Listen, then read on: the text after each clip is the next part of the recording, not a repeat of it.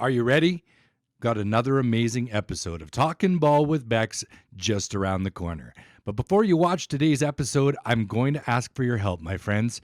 The simplicity of it all. Just hit the subscribe button in the bottom right-hand corner of your screen. If it prompts you to sign in or log in, you just have to use your Google password.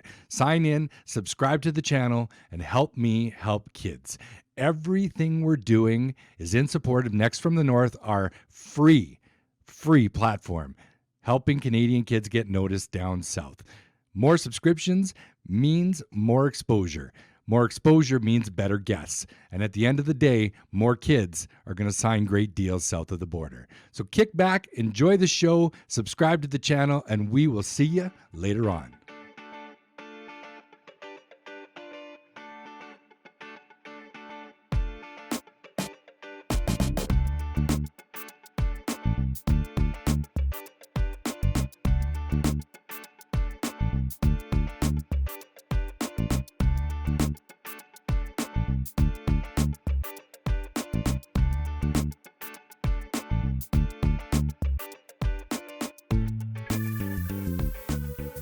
Welcome, friends, and happy Easter from the show, our partners, and the future stars of Next from the North. It's episode 4, and thanks to all of you for making the first 3 such a huge success. This episode is very special to me as we celebrate the organization that quite simply has changed my life. Of course, I'm talking about the Okotoks Dogs Baseball Academy right here in Okotoks, Alberta. We have 3 amazing guests on today's show, all former dogs, all members of this legendary extended family. So sit back and enjoy a celebration of greatness and the finest baseball academy without parallel in the Great White North. I remember vividly the first interaction we had with the program. My son Jax was at a camp for kids when we first met Mr. Tyler Hollick. He approached us and asked if Jax wanted to get involved in some private lessons, and the course was set in motion. Over the next 5 years, we were so privileged to meet and develop friendships with some of the greatest people I have ever met. Coaches, including the aforementioned Tyler Hollick, Jeff Duda, Frank Ingram, Josh and Brad McInnes. Breton Guthrow spent so many hours with Jax working on speed and conditioning. Joe Sargent and his incredible positivity. Lou Pote, Dallas Forno on the newer age, and of course KT. That's just to name a very few. A very special thanks goes out to some of my very favorites. They impacted not only me, but my son. And our thanks will be forever etched in stone. Aaron Ethier brings a level of energy and positivity that will never, ever be forgotten. Truly love that kid. Scotty Smith and his ability to connect with kids is truly out of this world. Thanks, Mr. Smith, for always being the adult in the room. And then there's our guy, the one who stands above the rest and whose indelible impact, whose unwavering kindness, whose amazing ability to convey a message sets the benchmark for coaches everywhere who want to be the very best. Mr. Valentine Heldobler, we thank you. We will never, ever forget you. Over the years, I was privileged to be involved with Dogs Tournament Direction. And through that, and of course traveling with teams and families, developed friendships that I hold near and dear to my heart. With apologies to anyone I forget, because there's just so many people, and some of the most memorable and truly wonderful people include Bruce Ball, Clint and Tara Alenko, Casey and Amy Wheatley, Paul and Angie Gagnon, Jack and Suzanne Lines, Adam and Tanya Uzaki, Lloyd and Jerry Lynn Proud, Chad and Jennifer Greengrass, Ryan Kenny, Jody Wrighton, Jody Macaris, Trevor and Tracy King. Pedro Nunez, always so intense and so ready to help at all costs. Aaron Pote, Shelley Rumberg, Jack and Sandra Sambursky. Steve Lloyd, Jason and Liz Baker. And I couldn't possibly forget Chester Yee.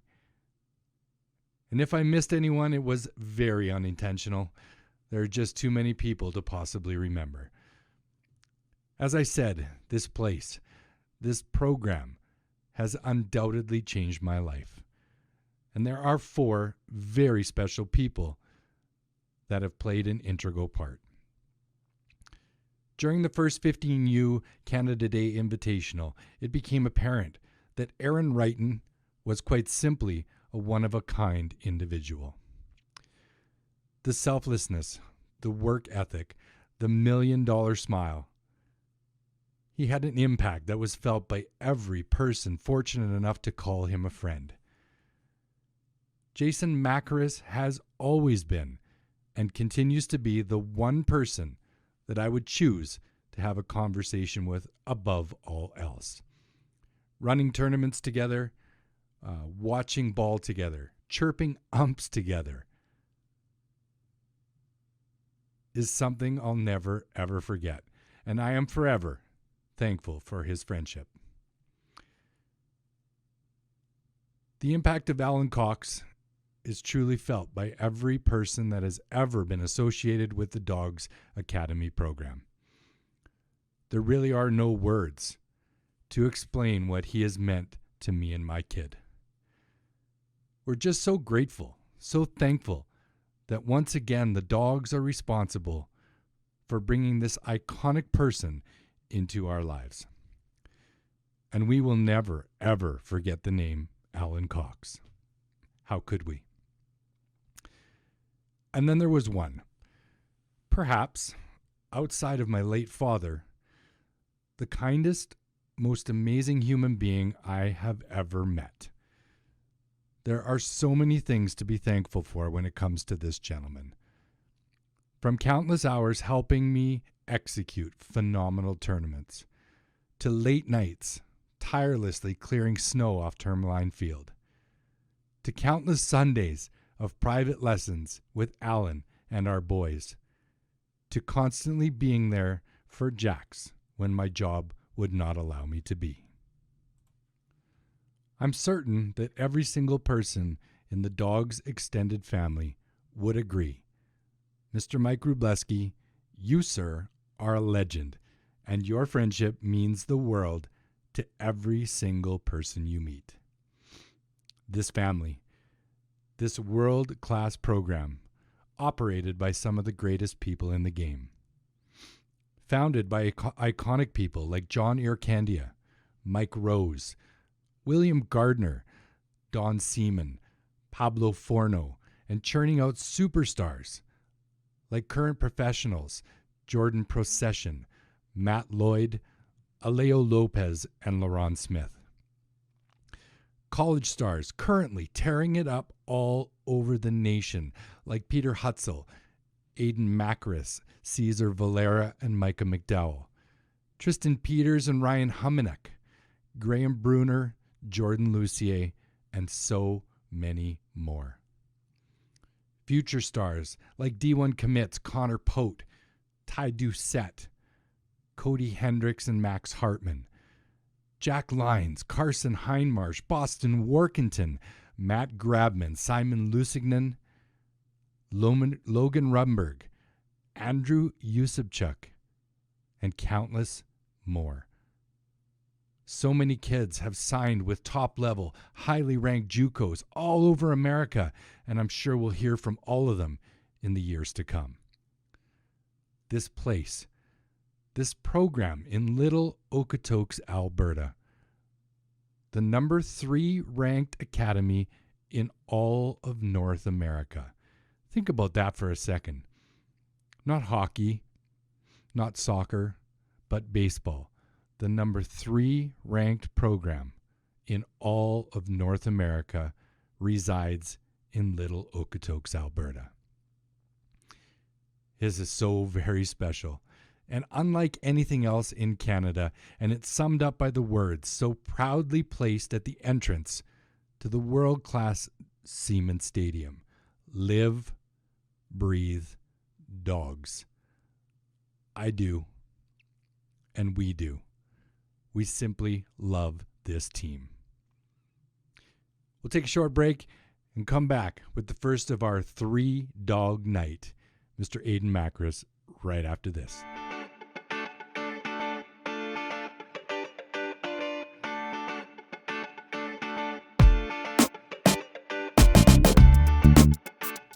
You think your game is ready to get to the next level, play college ball down south? And are you wondering how you're going to find out what school to go to? I'll tell you what, it is as simple as logging on to Bexy.com. Right at the bottom of the page is the Baseball Observer. A good friend, Matt, from down in Ohio, has put together a program that will help you get there as easy as the click of a button. Right there, every single program in America. D1, D2, D3, NAIA, JUCO 1, 2, and 3, and even college summer programs are there. All you got to do is head on to Bexy.com, check out the Baseball Observer, and as easy as pie, you can get yourself the information you need to play the game at the very next level.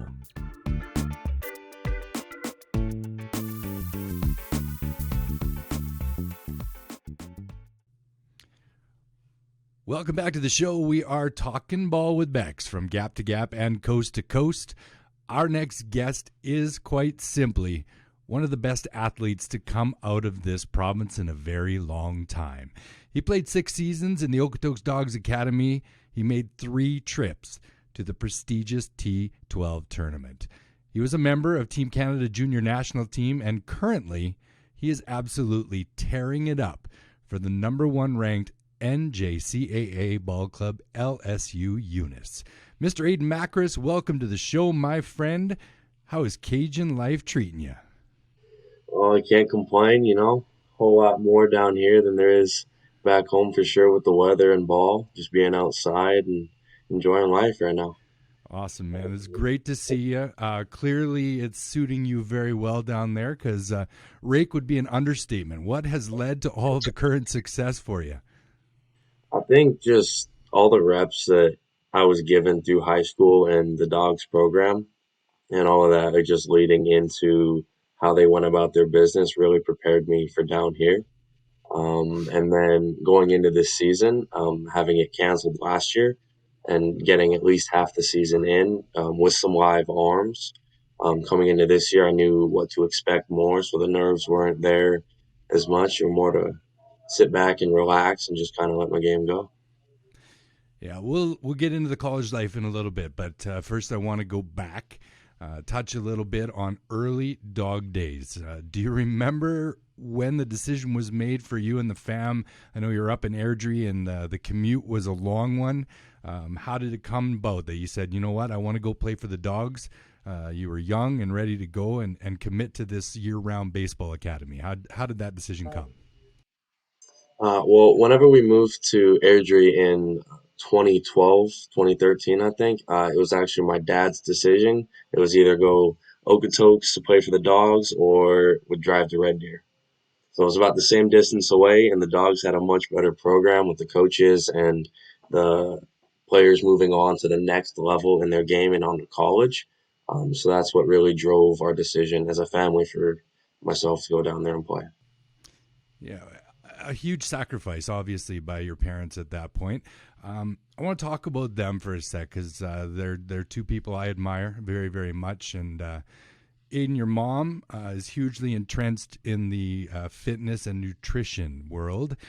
As someone yourself who has taken great pride in his fitness level, building his body, talk about the influence of having someone in your home so committed to fitness and nutrition as you built your body over the years.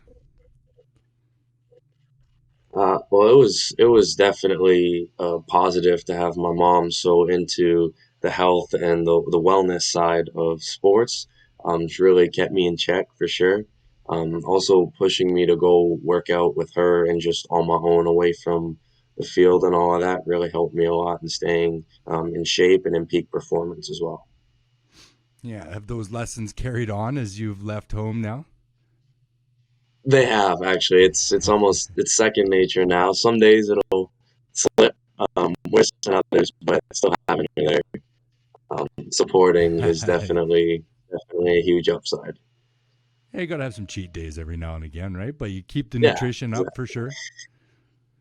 Yeah, Yeah, yeah. no question. Moving on to Dad. He, someone obviously incredibly knowledgeable in the game of baseball, coached through the years, and was a huge part of, being around the ballpark and such. Talk about the balance, Aiden, of sharing ideas, having him involved in the game, but also you wanting to kind of find your own way in the game and breaking off from sort of that dad piece. Talk about that balance. Well, like growing up, whenever I was younger, it was always him pushing me and always asking, okay, what next? What now that you've either accomplished this goal or you've gone through these reps? It was always just a little bit extra, and how to separate yourself from everybody else was something he always talked about.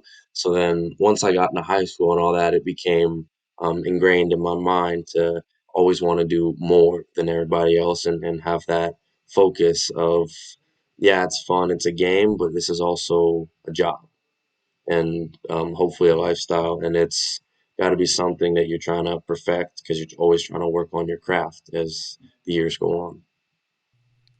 Yeah, no doubt. Did you guys often talk shop? Did you talk sort of the details of ball, or was it like you said, more of just pushing you to be your best always? We always talk about baseball and what's going on, but as I got older, he realized that the coaches there know a little bit more about the game than he does. So he still tries to coach and all that, but just minute details and mechanical stuff that we've seen over the years that have helped me succeed. Yeah, no doubt. I've sat beside him at a few games. I definitely have listened in to some of the comments along the way, but it's good stuff for sure. You know what? It's one of the things I've admired for years about your family, Aiden, is the closeness. You guys always exuded to me just tight knit group. I have a fond memory that I'll share that I remember going to one of Connor's tournaments and pulling up, and there's you and Mom are playing catch, and Jason and Connor are intently talking about the game that was or was about to be, and a couple things stood out to me. First of all, your mom had a freaking hose piece, so she could really throw it. I definitely remember that. Second part was just. It showed me that you guys were so together, and I've admired that for years. And I'd love you to sort of tell me the influence of that on your progression through the game and outside the game. Well, you gotta love spending just time with your family, away from everything, right? Like whether it be you're not focused on a game, but you're still around the game. And traveling a lot, you got to take advantage of the days when you're home and actually spend time with them and hang out and because you don't know when the next time you'll be back home or you'll actually have some quality time to spend and not be rushing around doing all of that. So it's definitely helps you. It's relaxing. It's fun. It's still something to do and it's something your parents always want to is just to hang out with you and do something that you're interested in. Yeah, no question. They're fixtures at the ballpark for sure, the two of them. So I'm sure one of the ways it did help you, and I'm sure something you wouldn't know is I've used your story on many occasions as a coach myself because what people probably wouldn't know about Aiden Macris is it took you a long time to make the top level team at the academy. You went through the years, and every single season the black team would get chosen. You were left off, but you persevered. So, explain to the sort of the young kids out there that they don't need to make the top team off the top because the end result clearly has worked out very well for you. I do remember that. It was going through the Dogs Academy and stuff. It's always been for me about getting reps and quality reps.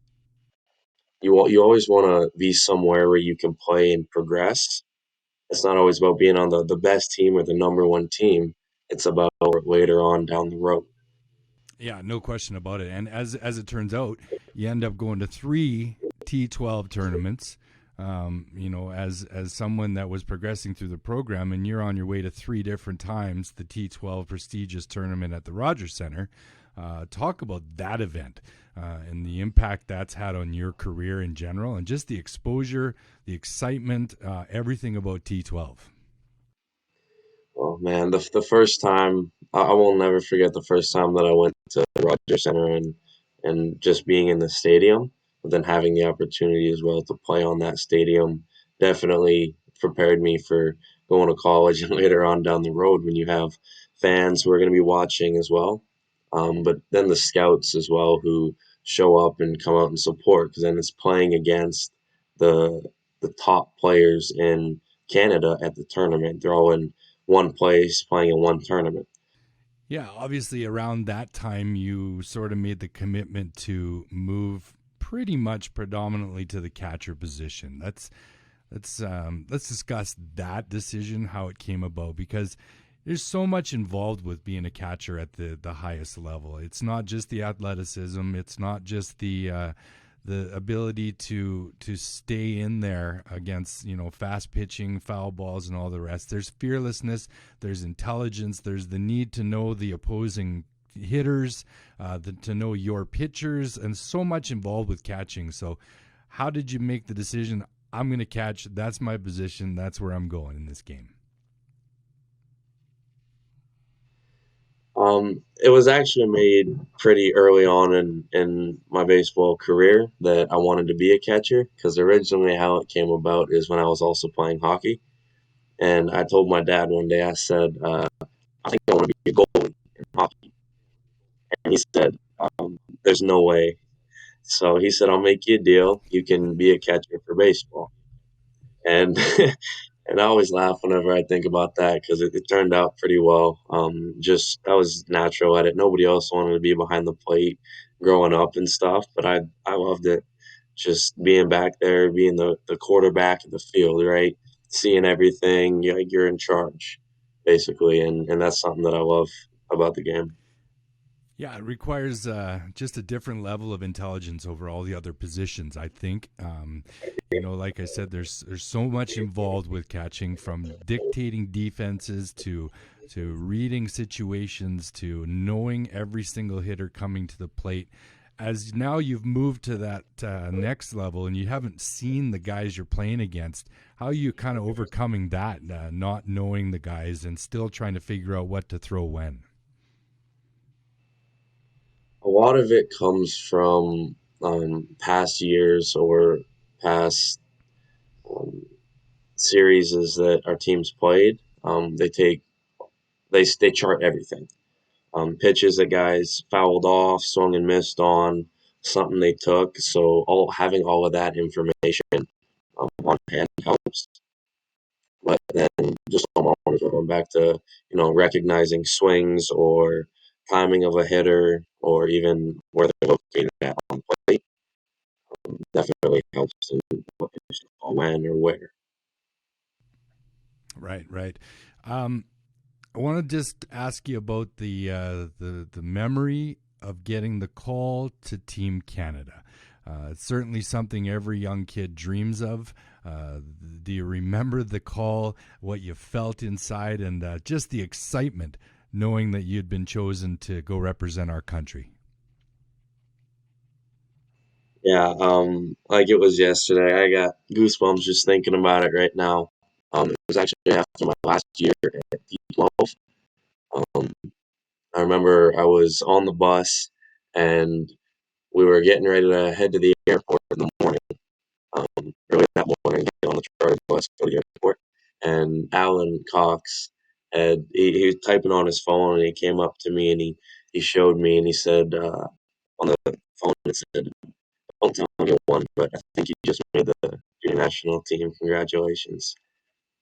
And then that whole ride to the airport, just thinking about it, and then we got back home and settled in, and then I got the call from the coach, and just the excitement and the butterflies going through me, because that was something that I had worked for, hoped um, for a very long time, and just going to get to play on that team and against the minor league teams or the farm systems was something that I was hoping to do in the future, professionally. So that was definitely surreal.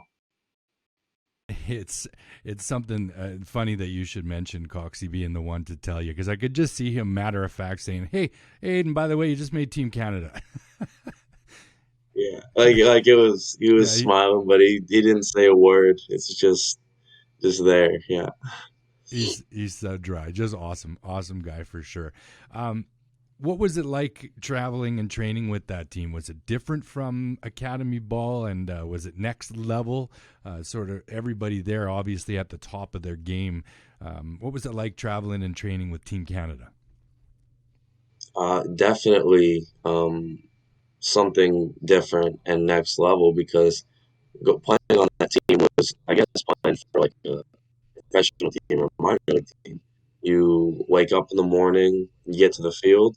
Wake up in the morning, you eat, you get to the field, you practice, you go eat lunch, and then you have a game or a double header that afternoon. Then you go back to the hotel and just kind of wind down. Um, Definitely something that I hadn't experienced before and was very grateful to have gotten that as well. I know it was a really good team. You guys had some great success that summer. Do you still stay in touch with some of the guys from that group?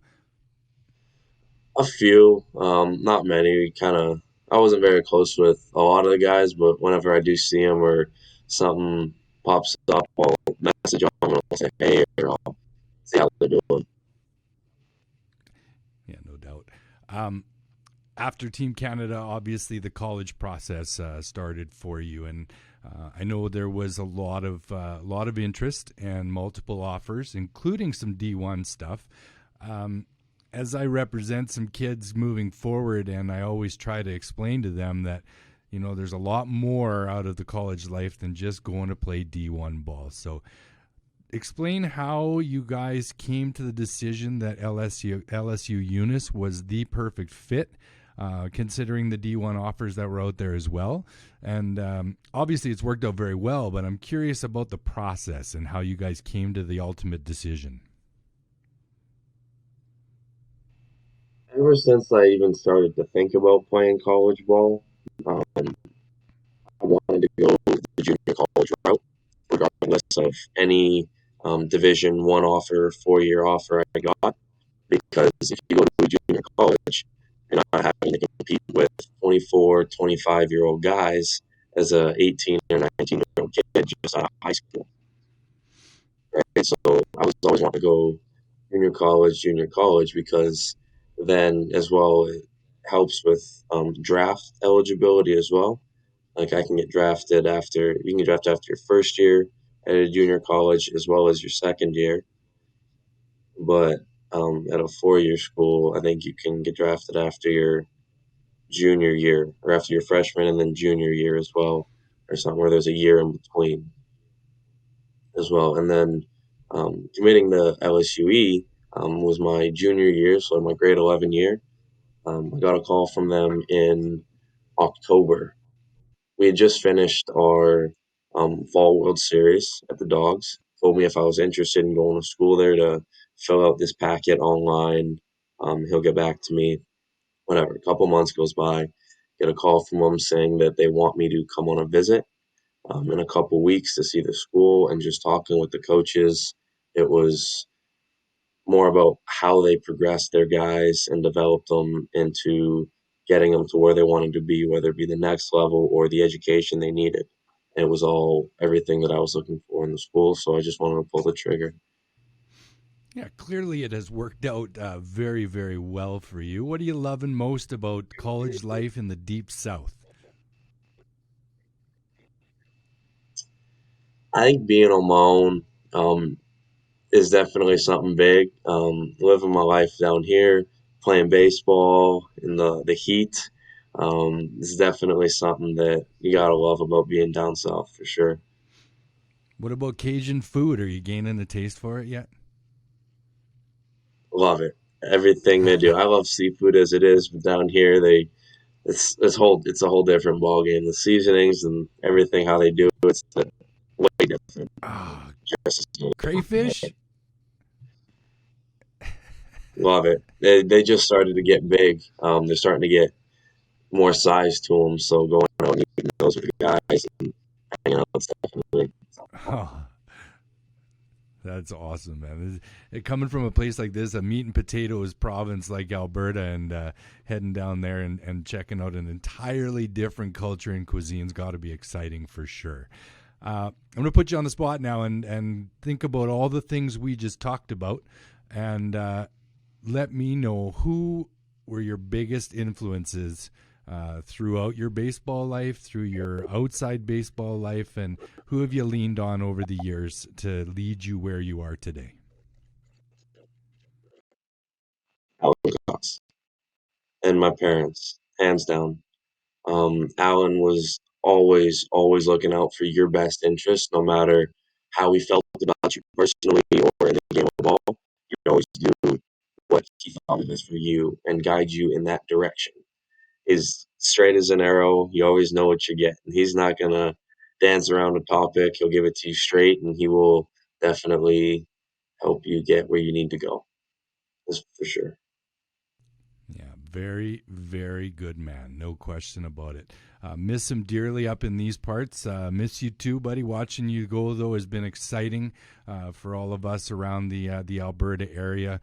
Last question, Eden. June is fast approaching, and you already touched on it a little bit. June means an awful lot to a college sophomore, that being the MLB draft.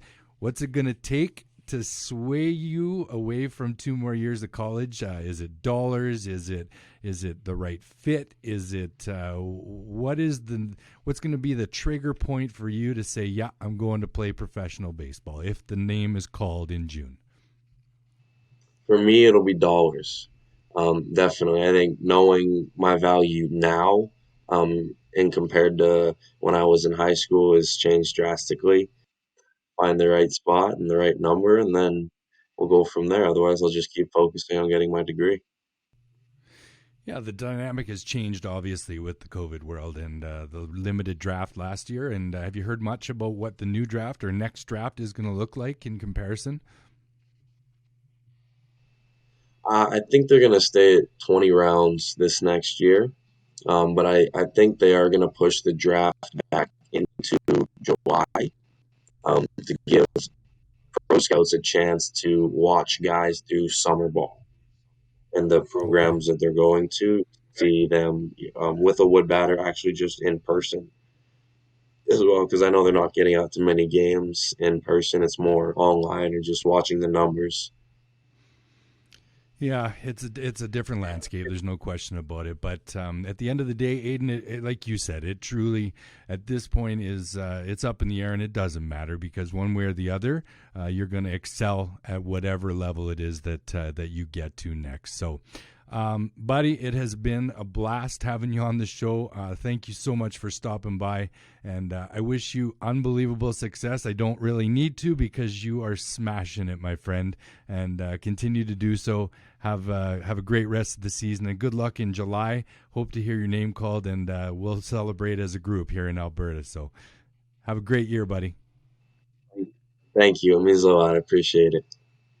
All right, my friend. You take care. Good Lord, what an amazing young man. Our thanks to Aiden Macros for stopping by, talking ball with Bex, and we wish him all the success in the current season and going forward into July with the MLB draft. I feel like good things are on the horizon, and we may just hear his name called at the MLB draft. You are talking ball with Bex from Gap to Gap and Coast to Coast. And my next guest needs no introduction in this part of the world. So many things to talk about with this great man. He was a dogs coach for a little less than 10 years, 3, 4, 5, maybe 8 trips to T12 along the way.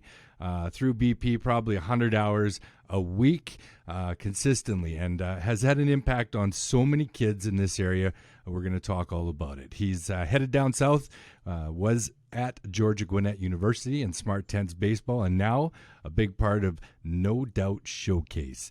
On top of that, he is one of my favorite people on this planet, Mr. Alan Cox. It is phenomenal to see you, my friend. What is going on down south? What's up, DeBex? How you doing up there, man? Haven't seen you in a while, and we used to spend all those Sundays together, working with Little Bex, and it's all good. I'm in the sun, baseball's still here, and we've been getting after it. The COVID hasn't had. Should I wear a mask so you guys don't catch anything? That was going to be my next question. I know you had to go there because we chatted a little bit about it. You are a Deep South born and raised guy. To a lot of Canadians, that's like another planet. Yeah. Tell me about this past year down there. How has it been so much different than what we've experienced up here? Yeah, and I've been watching, and I feel for you guys, and obviously there's something, right? There's something there, and you take the precautions, of course, and but we've I've told people before that we had maybe a 3-week span where we didn't have anything, but after that, Georgia, and in South Carolina and some of these states, we just the small groups kept going, groups of 10, and just you had to make sure you cleaned, and but we really never shut it down for a long time. So it's been really good for baseball and keeping the kids, psyche up as well. And that's what I feel for you guys. That's the only thing you guys really had going. And if you shut that down up there, man, I worry. But yeah, we've been going, we've been nonstop. The problem for us is we basically didn't have indoor ball, and because obviously the weather up here doesn't allow outdoor ball in the wintertime, so without having indoor facilities going, we were done. There was nothing. There was no baseball. And for a place like this that thrives on the academy situation, kids coming from all over the country, it was tough, man. It was tough for sure. Yeah, I felt like the Dogs did a good job of, trying to keep it going as much as they could, and for many reasons, but what can you do? It's a law. Yeah, definitely different up here. Let's go back, way back, Alan Cox, to Kentucky Wesleyan, where you played your college ball. Did you ever think playing was going to be in your future, or was coaching always in your mindset? Yeah, no, I didn't. I knew it would get me to college. I was cut 2 years out of high school. I was the all Northern California shortstop, and I went to college first 2 years and got cut. And Gladys, who's my mother, rest in peace, said, well, you're not very good. And I told you, you don't work. You're just out doing all these other things. You better get going and get your butt in shape and start working. And that's why you got cut. Because I was blaming it on everybody else. And you know how it is.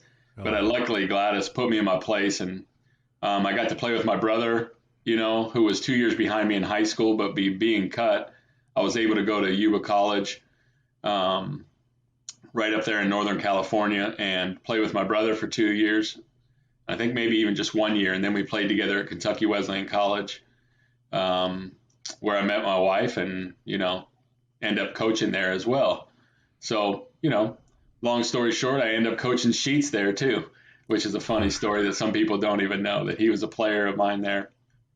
Oh man, that's awesome. Not a very good baseball player, and knew it. And there was an article, it was funny, when I was in 10th grade, grade 10, as you guys would say, I talked about how I was, going to start coaching as soon as I got out of college. And that's what I wanted to do my whole life since I was younger. And I did it, which, and I'm still trying to do it. I'd say you've done a pretty good job of it, my friend. And I was going to ask if there was a light bulb moment when that certainly you knew that you wanted to coach. But it's cool that you followed it from a young age, because most guys will try and play as long as they can before making the decision to move on to coaching. Yeah, it's a tough decision, and I knew, like, I had a lot of good people in my group that were realists, and we weren't, chasing that pipe dream. nowadays it's a little easier too. We didn't have all the leagues and stuff, the college summer leagues and all that stuff back then, where we could, see where we were. It was either you had to do that or you had to go to work. Yeah, obviously your master's degree played a part in what you were going to do as well. I mean, it led you on, right? Yeah, exactly. And, you go in and you go right into coaching, and I loved it. And I went back to my high school, which is what I wanted to do, gave back there for 2 years, and then headed back to Kentucky to get involved in the academy and some travel stuff. And when it was first kicking off the showcases, before Perfect Game was going on. So, yeah, I've always wanted to do it, and I'm doing it, and I'm still doing it now. So, absolutely, buddy. So what in the world led you to Okotoks, Alberta, Canada? I got to know the story. Yeah, and it's Frank Ingram, kind of. It comes back to Frank. Everything, it's like the Kevin Bacon game. Everybody comes back to Frank Ingram. I was coaching at Kentucky Wesleyan College. I think I just took the Catholic job at Owensboro Catholic. Won a couple small school state championships, had a good group that came up through the academy. And I applied at Regina Red Sox the very first year that they brought their team back in the WNBL. And I got that job as the head job. And it was the first year, so we weren't very good. 22 fresh. Kip Simon out there was on the team. Frank Ingram, a bunch of other guys that, that it was a really good group, but we weren't very good at baseball. And the Regina's come a long way since then. And big powerhouse now up there. But then I met Frank. He was on the team. And then he called me when I went back to coach at Kentucky Wesleyan College, because I was making that transfer back to college ball, because the good group through Catholic left.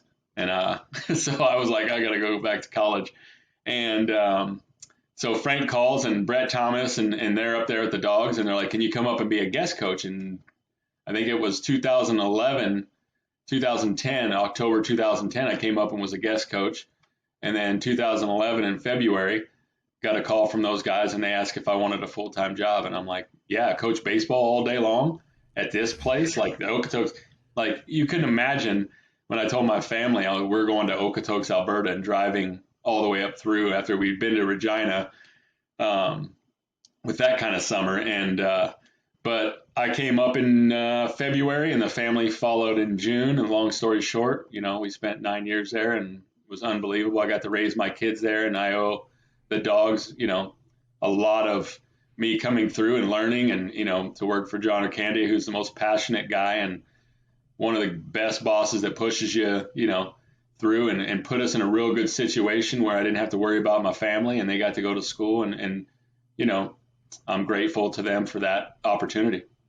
Yeah, do me a quick recreation of Angie's face when you said you were moving to Okotoks, Alberta. Like, yeah, something like that. Like, yep, that's about right. I can see it. And a woman who loves the sun and, her family. I took them away from both of those. So now that's why, long story short, that's why we're at the beach. Yeah, 25 years of this crap, So man, that's awesome. Hey, talk about the early years of the Dogs, Alan. You got involved with John, obviously. Guys like Pablo were around. Will, you met Mike Rose and the Mr. Seaman. At what point did you know there was something special on the horizon, and that this thing was going to explode as it has over the years? I would say the first time I watched a college summer game. I'd been in college summers before. I'd coached a couple. And it's when I watched that crowd the first night, I was like, and I knew before because, when you moving your whole family somewhere that far away from their family and from the sun and everything, you're from good weather. It had to be something that triggered that to begin with. And, in facilities don't win championships, people do. And, there's a lot of good people that I met through there. Like you said, some great names, Mike Rose and with John and the Seaman family and all those guys. And I didn't get too involved in all that. I was coaching baseball and we're so in tune to that, but I saw what was going on. But really when I, saw that college summer thing kick off and realized how cool that was in a town like that, it really, intrigued me to just be like, wow, okay. Then it was easy after that to sell. I brought the family up in the summer, the good weather, the big crowds. It was a really good fit. When you knew for sure, and then the evolution of this program has continued to go. It's on and on and on, and as it gets bigger and bigger. What do you attribute the success going forward to this program? Yeah, the passion, and Tyler Hollick being an ex-dog. I mean, he's so passionate about the dogs, and he loves every second of it. And it was just fair, for him to be ready to take that over. And he is. They're taking it to another level, and it's everything we did before to get it there. The exposure that the dogs have, and everybody in North America, for the most part, knows who they are. You used to be able to come down and, guys, I'd say this before, that guys would throw off against you, but now they know when you come down with the Canadian teams that you got to play against them. But, really just the passion they have for the dogs, the name, the family, the love, the blood, sweat, and tears that all those guys put into it over the years to get it going, and just the continuous family support and the town support is, all those things that John created. Like I don't think it's that way anywhere else, and I've been to a lot of places, but through the academy all the way up through the college team and the city and all the things that place has done for, there's guys from 10 different countries in Okotoks, Alberta. And I say this sometimes too. There wasn't a bridge separating that side of town before the dogs came. Now, is that why? No, but I bet they have something to do with that. And that sounds funny to people that don't know, but it's amazing what I saw, the transformation in 9 years of what happened and how far it's going still to this day. It's continuing with the Division I scholarships that are coming out of there now. And guys are actually, we had a couple guys do it and go down and do well, but for these big schools to be signing these guys out of there now, it's, really cool. Yeah, two things. To be ranked as the number 3 academy in North America in this little town in Western Canada is remarkable beyond all else. There's no question about that. In reference to the passion, I don't think there's a college team on the planet where the owner sits in the box and chirps the umpire as much as John Ircandia does. No shot. Number one ranked. Yeah, yeah. You got the top level fans and the top level owner in the box chirping the umpires. Oh, no doubt about it. No doubt about it. Like everything, and then I think they went around and found the best things everywhere, and they put it in one spot. That's all I can say about it. That's sums it up, I think. Yeah, for sure. It's awesome. It's a special program. There's no question about it. They built an empire, and it continues to evolve and continues to grow going forward. As someone who loves to win, I know you as a guy that doesn't enjoy losing very much. Speak about academy programs and becoming recruiting based as compared to development based, and how you feel the dynamic of those two types of program are, and which one you sort of prefer going in your life. Yeah, younger, I was on some teams that wasn't very good, and I got a taste of winning, and it became very, very cool, and everybody likes to win, and at the same time, develop. I think developmental will become winning if you have the right people involved, and I went back to that before, and if the right people are there and you're developing guys, the winning is going to come. I mean, we saw it with, the white team, the third team of the Dogs had, we put a team together of young kids and we're winning, Baseball Alberta with that team, even tier 2, and guys are moving on to college guys, they're going on to play college baseball. So I think sometimes we have to draw the line on a lot of things, but I don't think we need to. I think when you're young and you're youth and you're all the way up through college, you're developing. So that kind of a double-edged sword there. I think, everybody asks a question, and it's kind of like other things they ask, hit the ball in the air, hit it on the ground. Well, how about hit a line drive? but it's the same. I think it works both ways, if that makes sense. I like to develop kids to win. There you go. Perfect answer. Perfect fence ride right there, buddy. That was outstanding. Speaking of winning, your final year in the program, you had a very special group, a very special season, one for the books, one that will go down in history as maybe the best regular season tournament schedule ever achieved by a program. So I want you to talk about that team, and then obviously the end result wasn't where you wanted it to be. So obviously when you're losing, you're learning, hopefully, for these kids. But speak about the season, the special group, and eventually the disappointment of not finishing it off with the national title. Yeah, once you get there and winning all year, and somebody asked me, would you rather win at the end and lose all year, or win all year and lose at the end? I would rather win all year. Winning is nice. I mean, that'd be a long season, losing all season, and then all of a sudden on a weekend you win. It's a little different.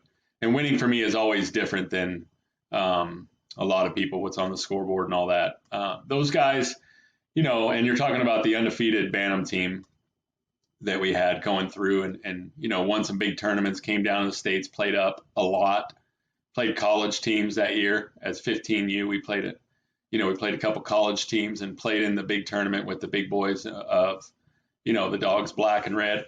But, we had 18 kids on that team. It was tough. There was a lot of guys going, here and there, different guys from different places, but we gelled together and we pushed it.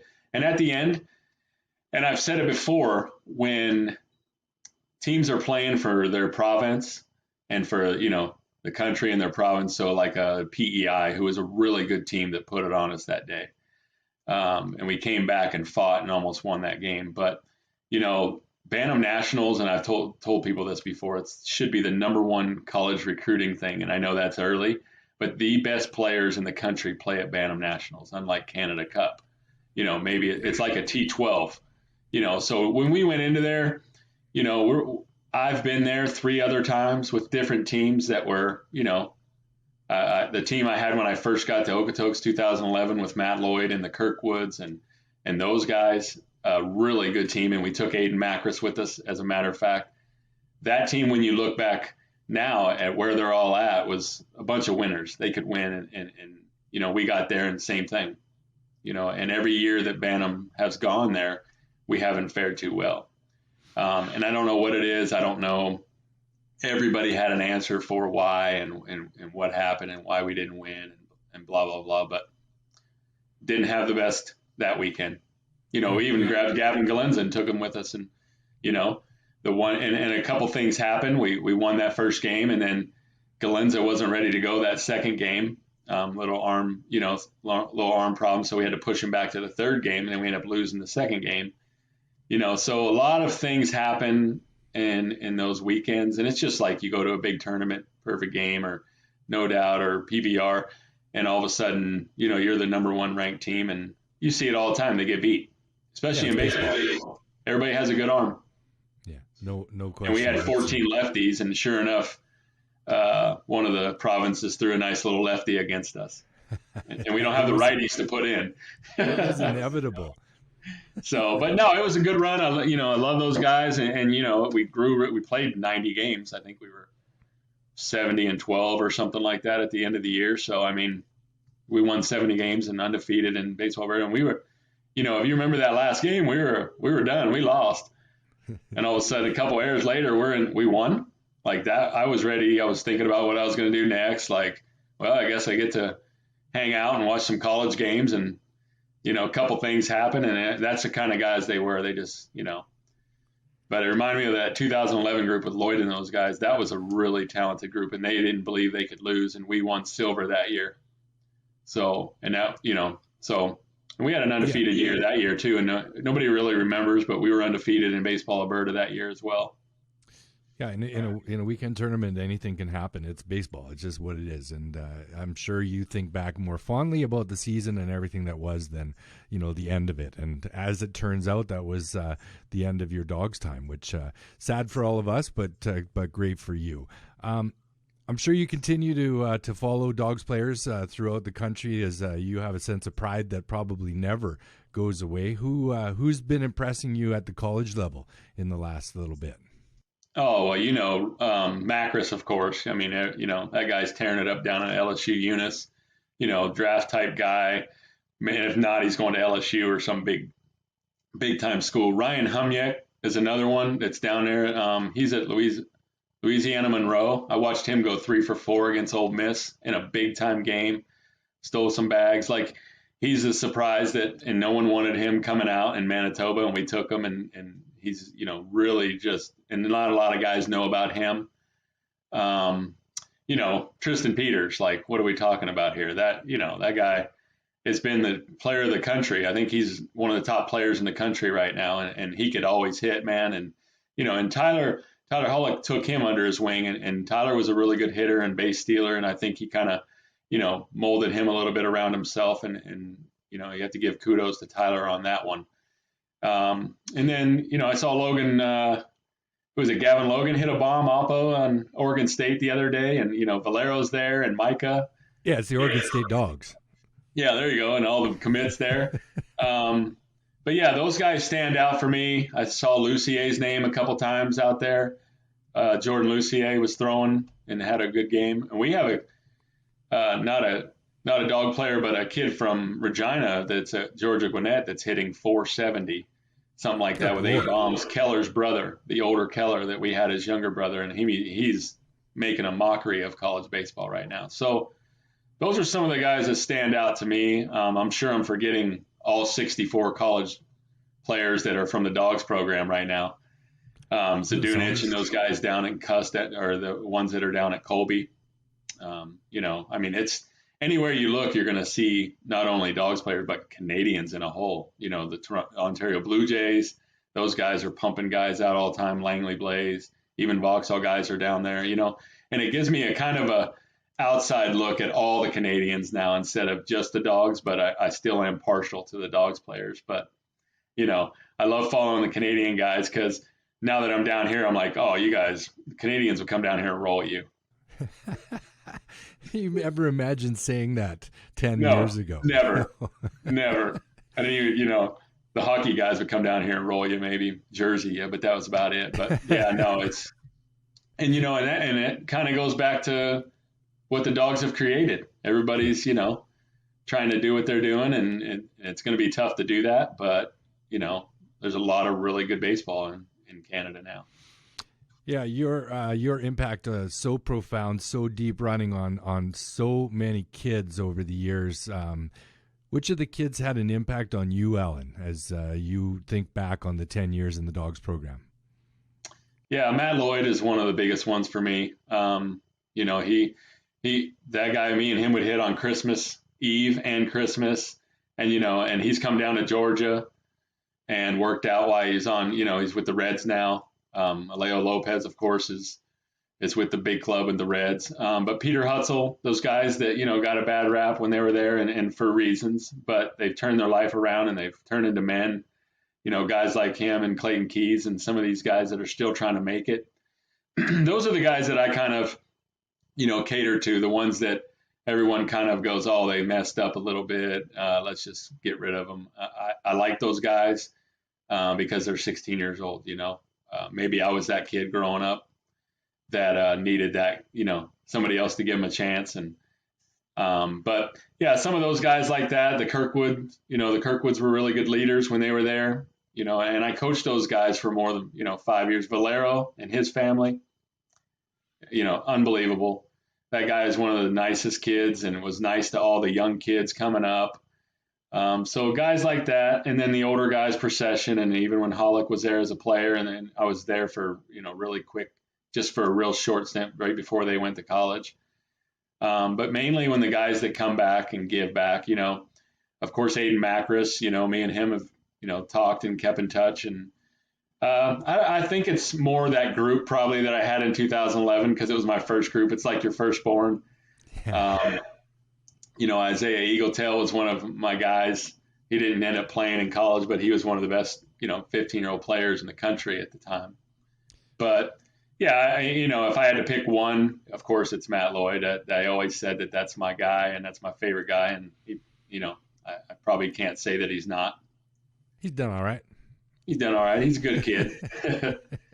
Dane Toughlin, I liked. Dane Toughlin was, one of my guys too that I liked. But you have like to like him, or he squash you. Yeah, he's big, strong.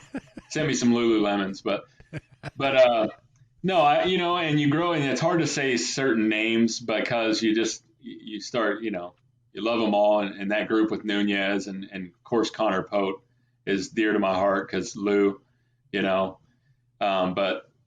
if I had to pick one, it's Matt. Yeah, Sorry, guys, sure. and they probably already know that too.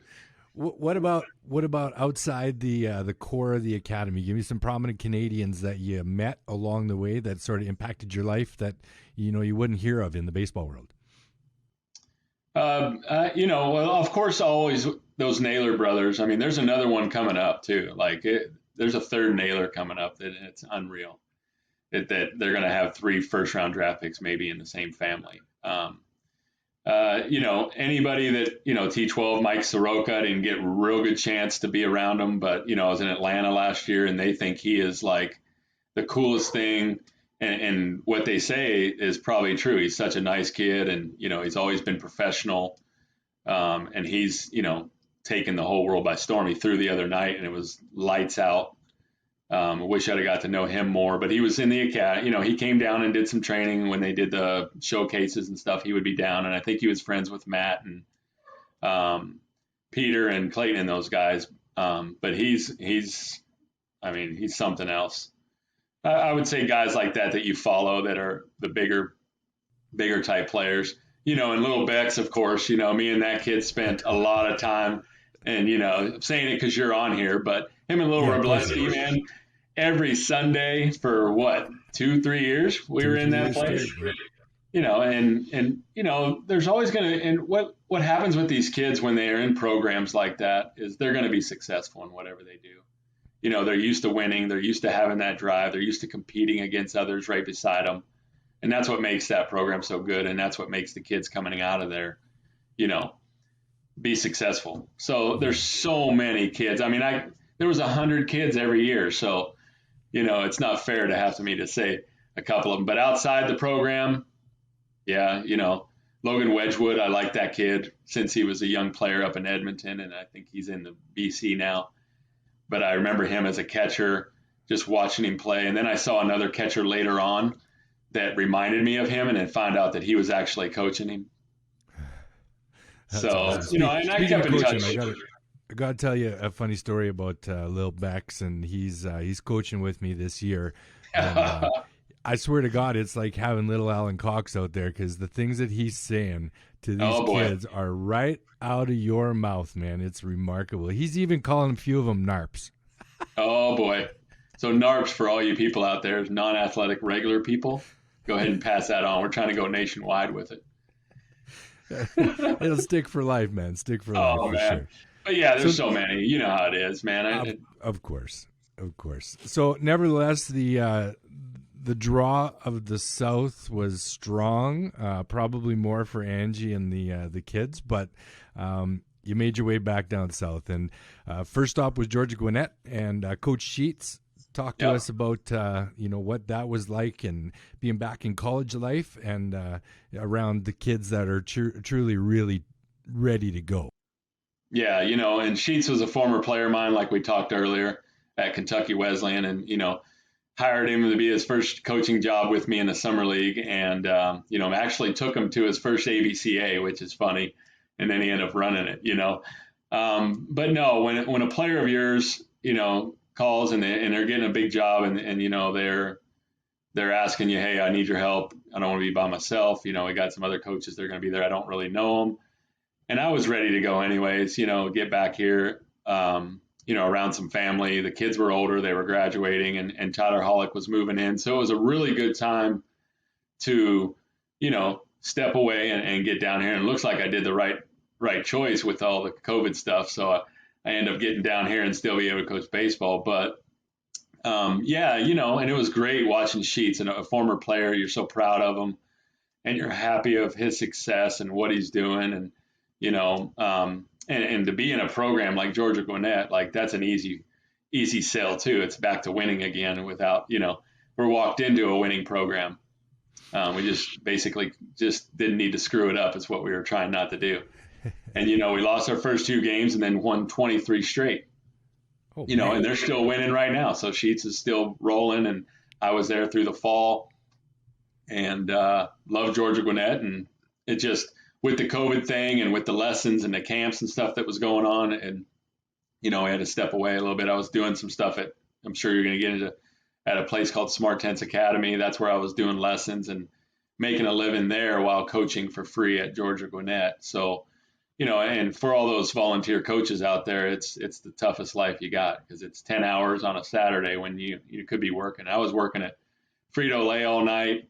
I felt like I was a grad assistant again when I was 20 years old, but you know, so something had to give there.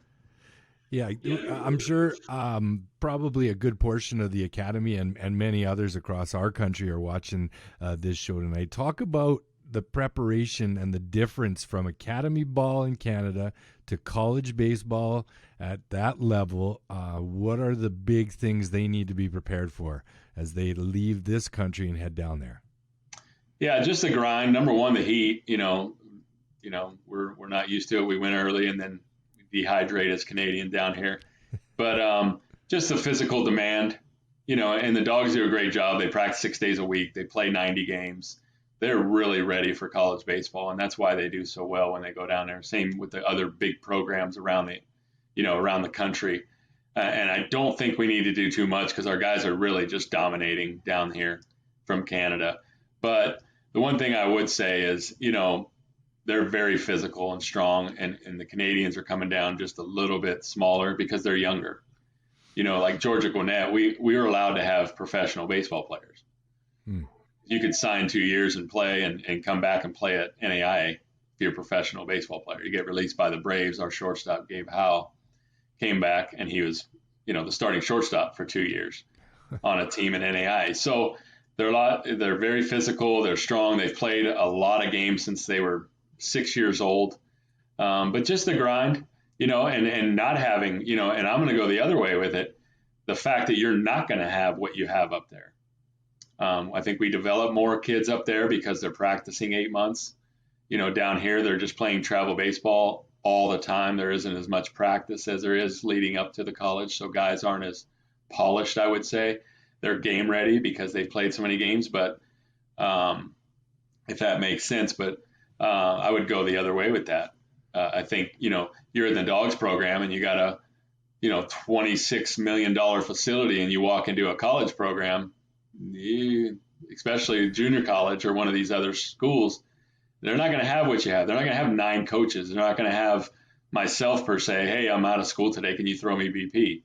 Hey, Tyler, can you work on, you know, hey, Guthrie, can we get in the weight room today? Or Val, can I take some ground balls? But, you know, all these guys, Joe, Lou, can I, you know, can we work on my pitching today? No. Those guys aren't there. They only have, you know, 2 assistants, 3 assistants, where we had 9 guys full time on staff. So I think all the things you're not going to get is what they need to be prepared for. You know, I'm glad you brought it up, Alan, because it's an argument that goes on in this country nonstop. The difference between playing all the time, because we hear that's what happens down there. They play games, and that's how you get better, and that's how you get better. And up here, we practice, and we play less games. And where do you stand on how it, I mean, there's a balance, of course, but, you know, are we great practice players in Canada and maybe not as game ready as a result? No, not at all. And I think some of the big programs are actually going back, like the Orlando Scorpions and some of these guys.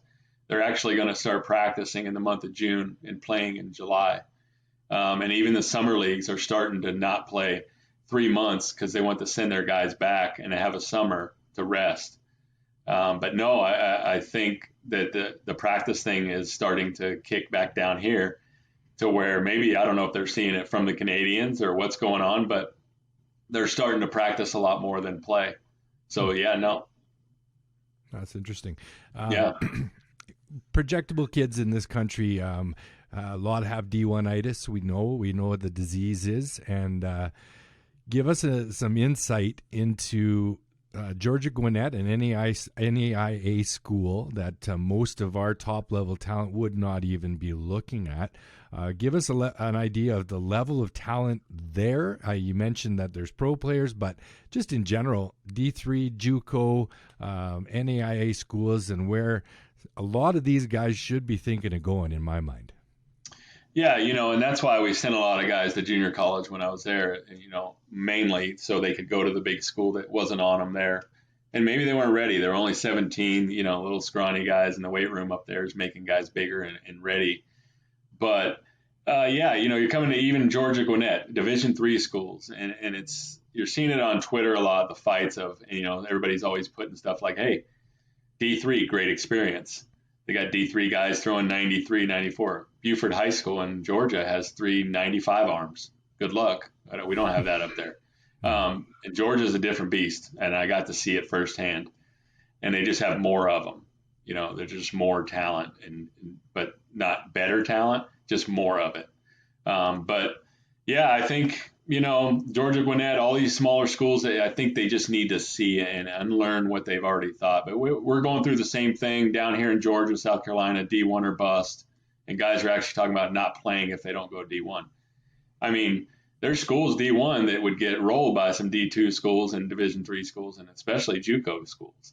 But it is the Mecca, and we talked about it on another podcast earlier about, it should be your goal because it's really cool. You get to those top schools, and Division I gets taken care of a little different. But, Division II in Florida, Tampa, and some of those schools down there, my alma mater, Kentucky Wesleyan, is – they're really good at baseball, and the guys are getting drafted out of everywhere now, and we need to, and that's, I'm glad you brought that up because it's the same thing going on down here right now. Yeah, at the end of the day, you got to play, and so often they look at the bumper sticker. I talked to Chris Hunt the other day, the tweet that goes out and the importance of that, the family recognition and such. But if you're not gonna play, you're not gonna get reps, then your end goal is where you're going, and that's it. If you have a future goal that's beyond playing at the college level, then you better get reps when you're down there. Yeah, you don't get better sitting the bench, that's for sure. And that was our recruiting thing up there. It was like, hey, go to a school that, one, if the coach leaves, you still like the school because they jump around all over the place down there, in the Midwest especially. But go where you can play, man. You'd be amazed what happens when some of these guys play. We were talking about guys. There was a guy at, I think it was Mississippi State or Ole Miss, that didn't play for 3 years, Canadian kid, and all of a sudden he led the country in hitting, So, but he sat there and waited for 3 years. We always use Dane Toughlin and Matt Lloyd as an example. Dane went to Indiana State out of high school. I had something to do with that. I thought it was a good fit. Redshirted, didn't play much, and then all of a sudden one game he hit 2 grand slams and a 3-run homer in the same game with 11 RBIs, where Matt Lloyd, the other counterpart, went to Iowa Western and then went to Indiana. I don't, which one was better? So we don't know. And like all these guys going to Oregon State, Valero hits a bomb and now he's sitting. Like, you have to say, and I say this all the time, if you go to those schools and you're putting a 4-year, you have to think about 4 years. You have to give them 4 years to see if you got what you got out of it. And some people don't like to do that, especially today's days. If I'm not playing, I'm going to transfer. I'm not going to work to get that position anymore. So that's going on too. So you have that. And something we didn't talk about is the expanded rosters due to COVID, and now these schools are carrying 40 guys. Where do you find playing time with 40 guys on the roster? It's like the Dogs College program where they got 30 guys in the dugout. Yep, tough, man. In GGC we have 1 freshman. We didn't even recruit because we had no seniors. I mean, and it's the same thing this year. Like, we're not losing. They weren't losing anybody. So these poor high school kids, and that's why I was saying before, I think people need to jump in some of these gap year academies, and I know the Dogs do that. It's not a bad thing. It's not a money grab. It's getting that kid ready to go to college. And if he's not ready, then now with the pile up, the scholarship money in junior college, there's 4-year JUCO players. Like, what are we going to do with those guys? The transfer portal is overflowing with guys. Yeah, we benefited from it. we got some UBC. We got one of their pitchers who's closing at Georgia Gwinnett right now, and he's actually starting now. So, and Keller came in, so we're benefiting from it. But at the same time, I don't know what's going to happen to these and I always apologize to these seniors, the grade 12s, that, man, I just stay another year, do something, because hopefully, I don't know. I really don't know, Bex. I don't know how it's going to clean up and how it's going to even out. I don't. It's going to take years. There's no question, especially with the reduced draft too, because now you're not seeing 50 rounds of guys heading off to play minor league ball either. So the trickle down is, man, it's endless for sure. Hey, talk to me about Smart Tents. I'll touch on it real quick. I know it was a short stay there, but Jared Northcutt and everything that he does, the experience of Smart Tents for those who don't know. Yeah, it was a good time for me. I was looking for something when I was down there at GGC, and he took me in and, got me going. And I feel like I helped them as well. They didn't have a college type recruiter guy in the system. They had younger teams. Coached some 16U, got some kids ready for that. And, they're growing. He's got a kid named Antonio Anderson in there, one of the top players in the country. Tone, they call him. You'll see his name here soon. I think he's 15U, but he's 100 off the bat both sides and throws 90. And I think he was from the East Cobb Astros, but he came over there. And they have a 13U team that won a bunch of perfect game, the national championship, and had 2 twins from California on it. So it's funny that people are flying to Georgia to play baseball from Southern California. Yeah. But yeah, it was something for me. I got a bunch of lessons. I got to help them, get to where they're going and be that guy they didn't have. And it really helped me where I was. A guy took me in and, gave me a job while I was trying to, help Sheets chase that little dream that he's got. And, it's, that's about it. Yeah, no doubt. And there it is, no doubt. Yeah. Let's get current. I've read up a little bit, and since we started chatting again, exciting stuff, man. Tell me about No Doubt Showcase and this incredible opportunity that's being put in front of some great kids. Yeah, I'm helping up here at the Rays program in South Carolina, and we get to use Ripken's Field and stuff, which is pretty cool for lessons and camps and stuff. But this No Doubt thing came across the internet, and I did some research on it as well as you guys do. And the company you're with is amazing, by the way. I follow them and what Chris is doing, and it's really cool what's happening. And a lot of people doing some cool stuff like Jay Rudd and helping guys, for no money. I mean, that's amazing. And some people say it and they, but you're actually doing it. And I've watched it. And, with COVID, you're able to sit back and watch. But I saw No Doubt pop up, and it says this and this and that. And so I got involved with Josh Simonis and some guys up in the north there in Michigan run a showcase company. And I've been with Perfect Game and PBR, and I did some write-ups for those guys. And they're all great, and everybody's doing great, and there's room for more. It's not just you can't just have 2. There's room for the third. But what's separating us is, and I'm really excited to be a part of it. I'm the Southeast Regional Director, so I have Florida, North Carolina, South Carolina, Georgia, Kentucky, Tennessee. And basically we're just trying to spend the money on some cool things for the kids, same things that you guys are doing. We got a showcase coming at Comerica Park, spent $30,000 to get Comerica Park or whatever it was, instead of putting it in our own pockets. It's a full showcase that day and we're spending money on college coaches and bringing them up. We got 25 coaches and we're paying them well and feeding them. And then we're having a camp with those coaches with the kids from the showcase the next day. So you got 2 days full of that, and you get 2 Detroit Tigers tickets. So they can go watch a game with the Tigers for $400. So it's affordable. We're having parent talks about recruiting. The kids are going to get the showcase, and you get a camp filled with some college coaches on the field with you. And, we haven't announced all the big Division I schools that are coming, but they're coming because of protocol. But yeah, I mean, it's just, and I said it before, we're trying to find the 85% a place to play. 15% of the other guys take care of themselves, and it doesn't mean that guys shouldn't go to Perfect Game or PBR. They're still going to do that. We're not competing with those guys. We're just doing some cool stuff. And it's guys that have other jobs and young coaches up there with No Doubt. And they've been awesome.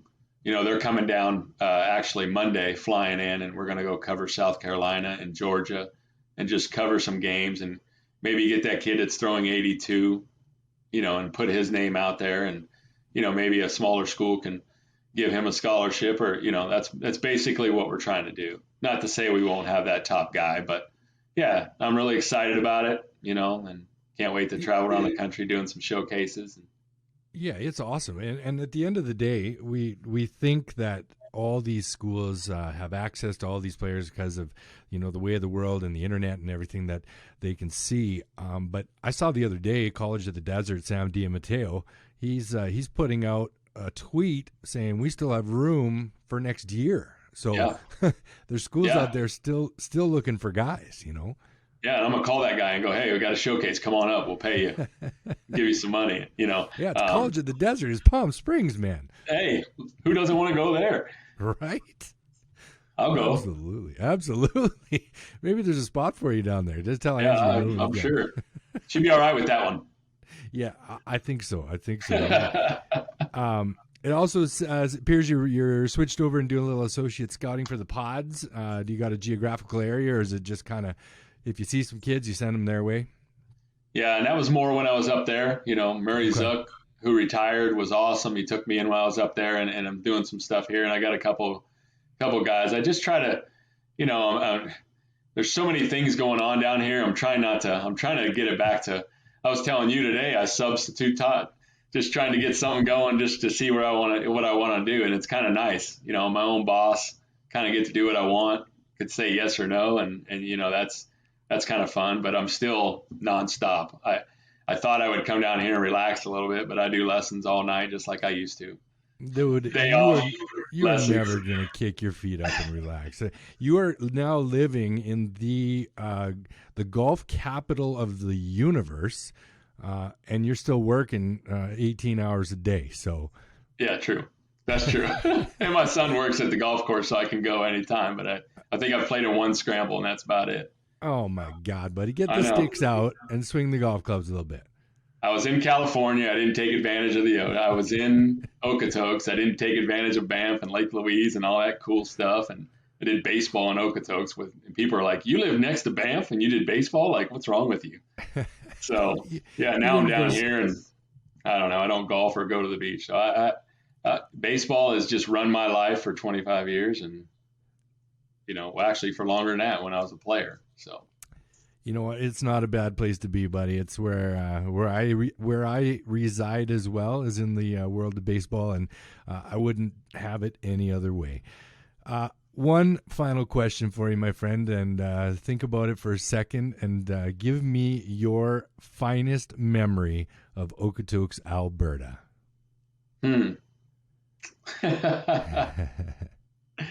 Wow, there was so many, man. That's tough. Woo. I don't know if it was just one moment, but maybe just the family, there's the friends and family of everybody that, probably the night I was leaving, that dinner that they put together and the people that showed up that you haven't seen for a long time, that was touching, because you do a lot for, and your family suffers, all those years and you're gone all the time. And, you get a thank you like that is, of course it doesn't happen. Back in the day when 15 years ago it would have been, oh man, when we hit that home run to win the game and blah, blah, blah. But, as you get older, you start getting a little more soft and sentimental and you realize that the people that, paved the way, and being able to come down here and leave, that was tough, and it's actually a plus for me because now my family's around family and we're at the beach and it's sunny. And not to say it was a good thing that I left, but it was a really good thing and we're in a really good place. And so, but yeah, probably just the family, the dog's family. I remember a tearful goodbye that I had with you in the lobby of Duvernay Fieldhouse, and I speak for, I'm sure, every single one of the dog's family that I'm sure are watching this episode, and we miss you, buddy. I'm so glad that you are in such a great place and that you're with your fam, and you should play a little golf, definitely. get off the baseball field once in a while, my friend. And Hey, this is man, an invite to anybody up there.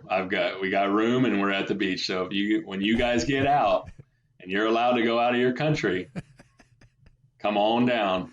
awesome, man. It's been a blast, Coxie. I can't believe it, man. It's been way too long. And I'm so glad that things are going so well for you, pal. Thanks a lot for stopping by, talking ball with Bex. We'll chat with you real soon, okay? Thanks a lot, Bex. All right, buddy. Cheers. Cheers. Oh, man. What a guy. What a guy. That interview was everything I knew it was going to be because guess what? Alan Cox is one of a kind, and we were lucky to have him in this program and lucky to call him a friend. So thanks a lot to Alan for stopping by the show, and hopefully we'll catch up with him sometime in the not-too-distant future. What the heck? Let's keep this thing rolling, people. We're celebrating the dogs, and our next one is another incredible former member of the Academy. We're talking ball with Bex from Gap to Gap and Coast to Coast. It is my favorite part of the show. Our featured guest of the week is arguably the best hitter to ever come out of the province of Alberta. He spent multiple years leading the Okotoks Dogs Academy to provincial titles. He played 2 summers with the Team Canada Junior National Team. He went on to 2 successful seasons at Powerhouse Iowa Western College, where he was the first to achieve all-conference status at 2 different positions. From there, it was on to Indiana University and a Big Ten Power 5 career where he was All-American both on the field and in the classroom. Then he came back and Okotoks Dogs college team where, what did he do? He went on a 23-game hitting streak and hit over 400, winning a batting title in 2018. In June of 19, it all came together for our next guest as he heard his name called by the storied franchise Cincinnati Reds organization. He was going to head off and join fellow dog Alejo Lopez and realize his dream of playing professional baseball. It's an honor. It's a pleasure. I can't believe it's happening, man. Matt Lloyd, welcome to the show. What is going on down in AZ, my friend? Thank you for having me. Just got down here, got settled. Just quarantining right now, getting ready for spring training to start in a few days. Just hanging out right now, enjoying the good weather. Yeah. Give us even the slightest idea of your mindset right now after everything that's gone on, the cancellation of minor league ball, having to wait it out for a good solid year after signing your first deal and heading off to play Pro Bowl. What are you thinking on the precipice of finally getting this thing underway? Oh man, I'm just excited. I'd say is the number one thing. Like literally being at home for a summer, it was great to be around my family and stuff like that. But at the same time, it was a season that I lost and a big season for me, with my age and stuff. And yeah, I'm just chomping at the bit right now to get going, and I'm ready to go. Yeah, got to be over the moon with excitement for sure. Yeah. We'll get into all that stuff a little later on, but let's take a walk back to the early days of Matt Lloyd baseball in the Calgary area. It's a show that we put on up here, and we want to talk about sort of how it all started. Cal South and Cal Ripken ball. Pretty cool opportunity to travel early in your career and head off to the Cal Ripken World Series. Do you remember some of the great things about that program? Yeah, I do. I remember my dad starting, with the Cal Ripken World Series and stuff, and just putting a team together from Alberta, and we actually had quite a stacked lineup, I think, and just going down there and kind of getting a taste for international baseball and just getting to just see where everyone else is at that age, and kind of it's a bit of a reality check, honestly, because we go from being from probably one of the better players in our small pond of Alberta, and then going over there and just seeing how big the pool of talent is throughout the entire world, and just got my feet wet a little bit there, and just kind of carried that through. Did you know right then, Matt, that baseball was going to be it for you, or did it take a little longer for you to figure that out? I'm not really sure, to be honest with you. It's just something that I've always done, and Yeah, I'd say probably around 14, 15 years old. A little bit later is when I kind of it was more real, where I was like, damn, I could really, turn this into a career. And back then when you're 12, 11, 12 years old, I think it's just about having fun and just going out there and just enjoying the game. And yeah, a few years later, I think that's when it kind of hit in. Yeah, interesting. You mentioned playing for your dad early on. I'm sure there's so many kids across the country that could tell that same story. But pretty young, you made the decision to go and start academy ball, sort of break away from dad ball. Talk about the difficulty of that decision. It was obviously one you had to think about a lot, but ended up being a great one. But just share the experience of leaving dad ball and heading into the academy process at a young age. Yeah, I'm sure a lot of kids have been in my shoes too, where it's kind of tough when your dad's your coach, where literally I know he's always on me because he wanted me to be good, but it's tough to kind of realize that at the time. So me going to the Dogs was like, it was an exciting step for me at the time, where I could finally break away and go play for a new coach. And luckily, Alan Cox was right there to scoop me up and take me under his wing. And yeah, it's nice to have that balance between having a dad and a coach. It's kind of hard at times, but especially when you're young. But as I'm getting older, I'm kind of realizing his perspective of it and just what he was trying to do and just pushing me and stuff like that. So yeah.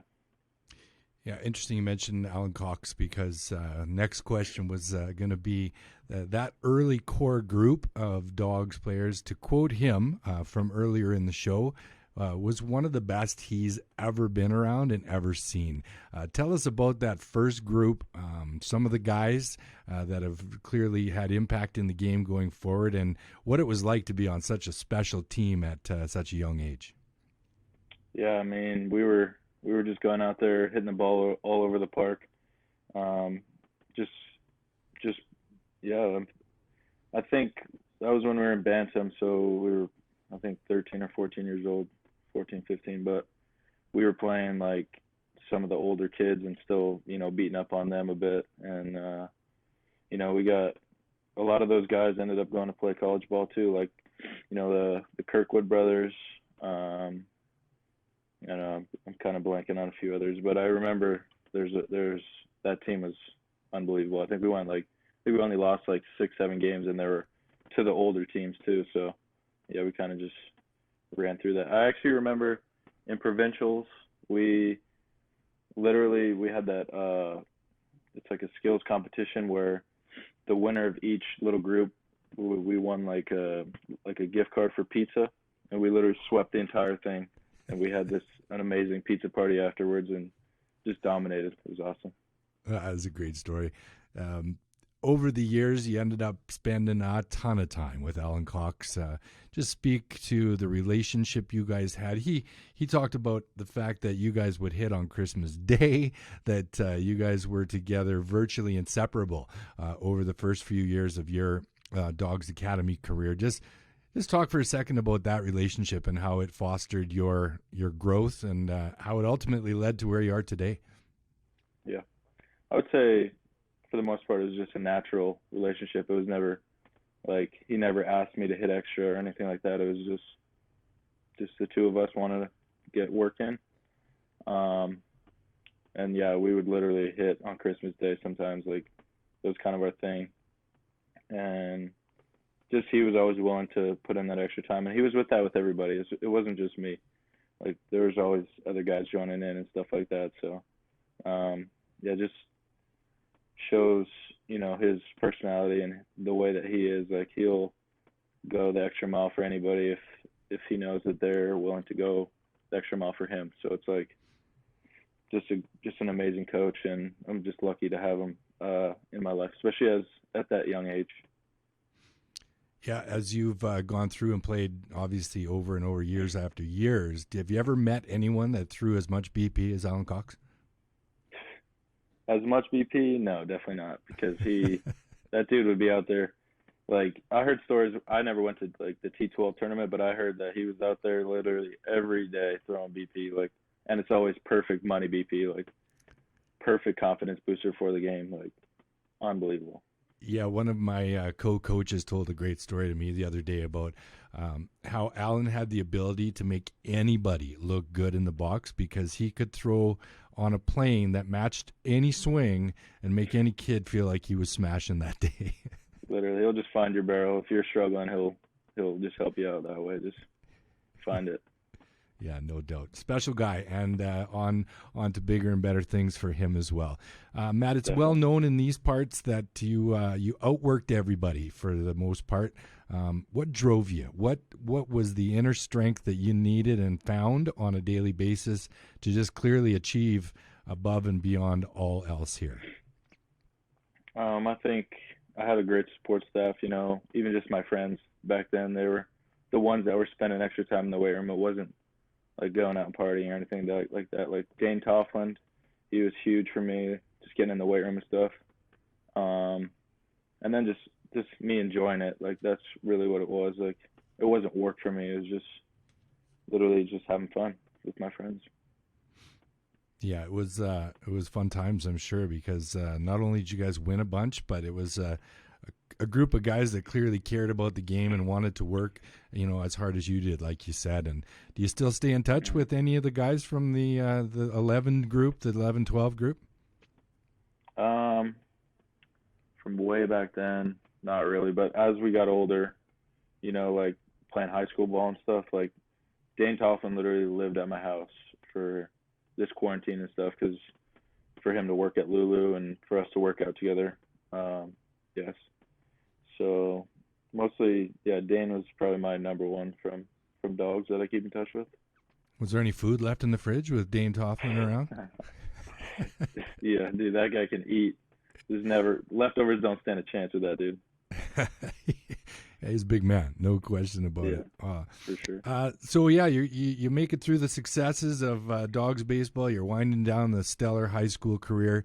Obviously, the colleges are starting to sniff around and trying to figure out where you're going to go.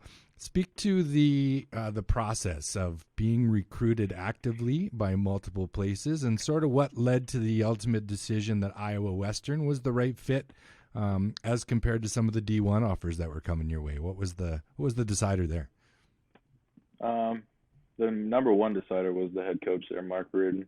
But like through high school, there was only a few D1 nibbles and stuff like this, and my dream was always to go to a big D1 school. And I saw going to JUCO as initially I saw JUCO as like lesser than D1, as you know, as you would literally, like logically. But then I looked more into it, and you know, I saw D1 as a stepping stone, or sorry, junior college as a stepping stone to go to D1. And so then I started looking around JUCOs and stuff as more realistic spot for me coming out of Canada. And then I don't even remember my first conversation with the coaching staff there at Iowa Western, but it was mostly down to 2 or 3 different JUCOs. And so yeah, I just remember talking on the phone all the time with, you know, this Iowa Western recruiter. And then me and my parents flew down on our own dime to go check out these 2 JUCOs that were in Iowa Western being one of them, and then just stepping on campus and comparing it to the other JUCOs that I've seen, and it was night and day, way like the best facilities that I could, you know, imagine. All turf field, great weight room, and just the coaching staff there. Just put it over the top, and it was a you know, easy decision, no brainer that I was going to go there. Yeah, speak to my the projectable kids they're watching this program up in Canada, and how much did playing time play into your decision, knowing that you were going to get to see the field right away, not get redshirted, you know, get the reps you needed to move to the next level? How much did that play into your decision? I mean, that was pretty big as well. I wanted to come in and just be an impact player right away. But unfortunately, I had the elbow injury, and I ended up having a redshirt there that first year, but I was just in great hands there, and yeah, just playing time is huge too, because you don't want to go somewhere that looks good on Instagram or whatever, and just sit there and sit on the bench. It's about getting in the game and just getting better, just working on your own craft. Yeah, bumper sticker signings, we like to call them. Yeah, It's awesome. It clearly worked out for the best. What about their willingness to allow you to be a two-way guy, Matt? I know that's been important to you through the years, and to this day, still maybe not determined exactly what position suits you best. Talk about their willingness to let you be a two-way guy. Yeah, they were all for it. They were careful with me coming back from Tommy John, but I ended up being a weekend starter, and their focus was still with me, was with health and moving on. It wasn't about squeezing every win out of me. It was I was playing shortstop sometimes, first base sometimes, pitching, DH, whatever was best for my health and moving on with my career.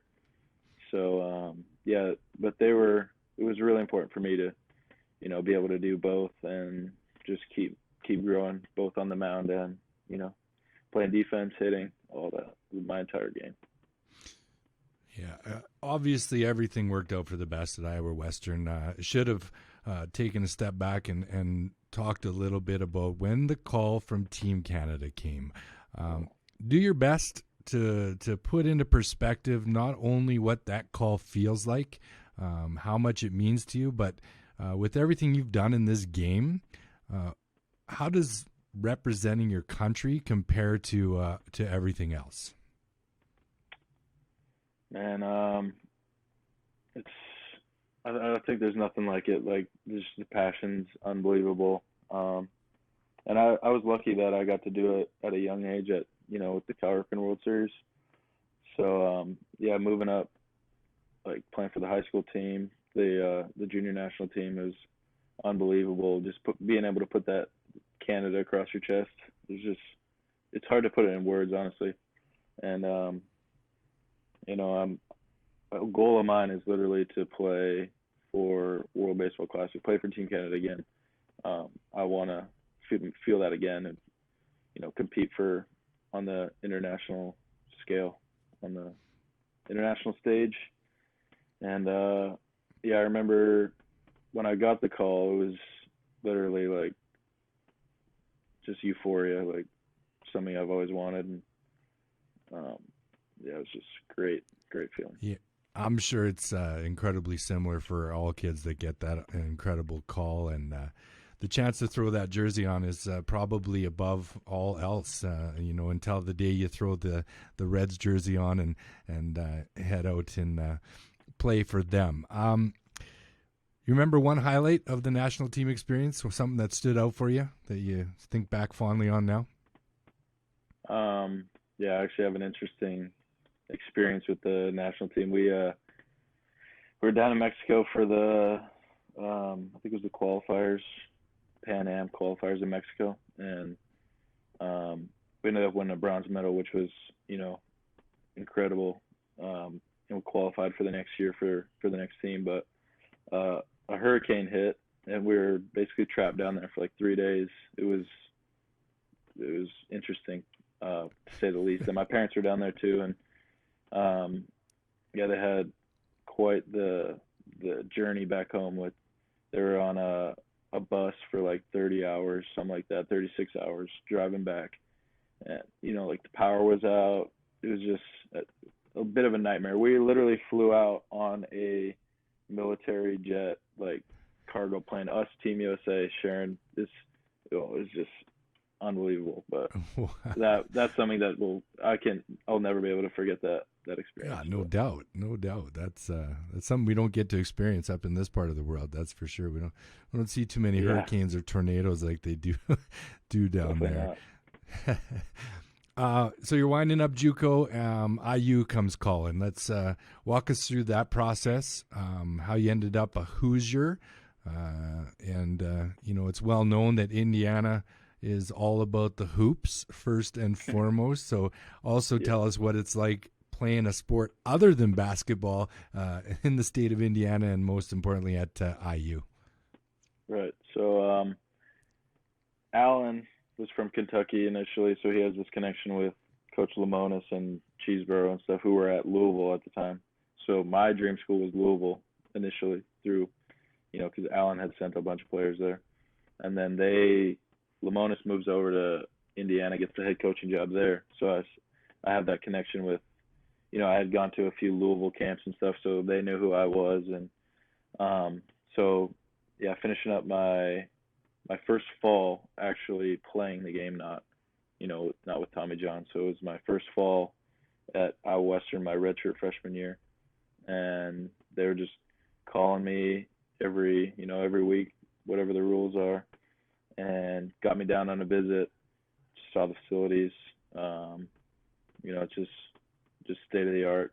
And then I think a few weeks go by after my visit, and I finally make the decision, this is the spot for me. And I'm glad I went there. And then I was there for 2 years, and our head coach got a new job at Mississippi State. We got a new head coach come in, and that was a whole ordeal as well with that summer, because I was finishing up my degree. So I was looking into transferring stuff, looking at all my options.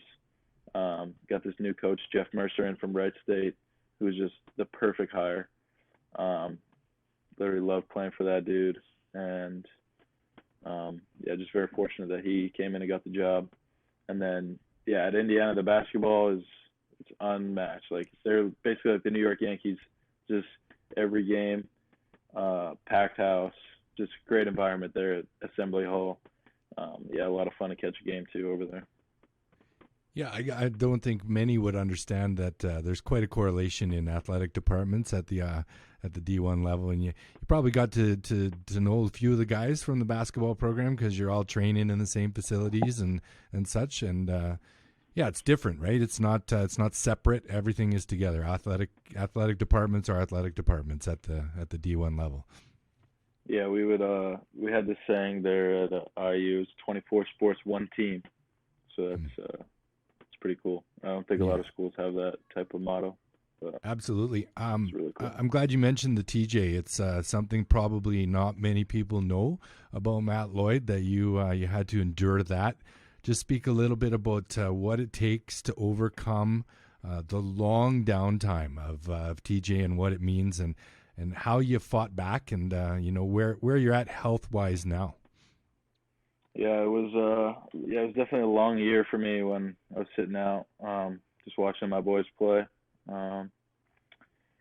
It was just, the rehab is just so monotonous. Anyone that has had TJ or anything similar just know it's the same thing every day. It's just your little annoying little exercises that you just have to do. So like at Iowa Western, when I was doing my rehab, it was like the guys would go out to the field and get their work in, and while I'm in the training room just kind of doing my thing, like doing my rehab. And when the season actually started, I got to travel with them and stuff, but I was just basically on the phone just tweeting for the team, like updates. So that kind of helped me keep sane a bit, just being able to stay engaged with the game and stuff. But it was a tough year, but coming back throwing and just coming back and being ready, just I feel like it made me that much better of a player, just having that taken away from me for a year and then coming back and just being able to, leave it all out there again. So just made me realize how fast that this game can be taken away at any time. So just can't take it for granted. Yeah, one of the things I've always found interesting, Matt, at the certainly at the major league level, is guys coming back from TJ tend to throw it a little bit harder. I'm not sure if it's a result of the surgery itself and what actually is done to the elbow, or if it's just the regiment of workload that goes along with the rehab that makes you stronger, makes you better. What do you think? First of all, is it true? Do you feel like you throw it a little bit harder than you did pre-TJ? Yeah, when I was in high school, I was touching like 89, maybe the occasional 90, but I'm not really sure if it's the surgery itself or if it's the rehab. I would imagine it's more of the rehab that actually helps. And also, for me in my case, it was just getting bigger and stronger, and just becoming older. It's just something that comes with age and just becoming more mature, like physically. So yeah, I'm honestly not too sure if it's the surgery or if it's the rehab or what it is, but I actually came back throwing a few miles an hour harder. I think when I got to IU, I was sitting like low nines, but I think that's also attributed to just getting stronger and just physically more physical. So Where do you sit, Matt, with the evolution of the whole Rapsodo and getting on radar guns early on in kids' careers? Do you from an outside perspective, do you feel like that's hurting kids long term, trying to light up radar guns early on in their careers? I would just say, like, what age, like, what is early on considered? Is that like 12 years old or 14, or what do you mean by Yeah, early in on? general, it feels like radar guns are becoming prevalent at every showcase, every tournament, and I'm just curious about where you think the game is going as far as, because TJ's become seemingly more and more prevalent every year. I wonder what's the cause. Where is it coming from? Is it kids trying to max out their arms early, or what it may be? Is it curveballs? Do you think? Where do you stand with regards to kids' arm care?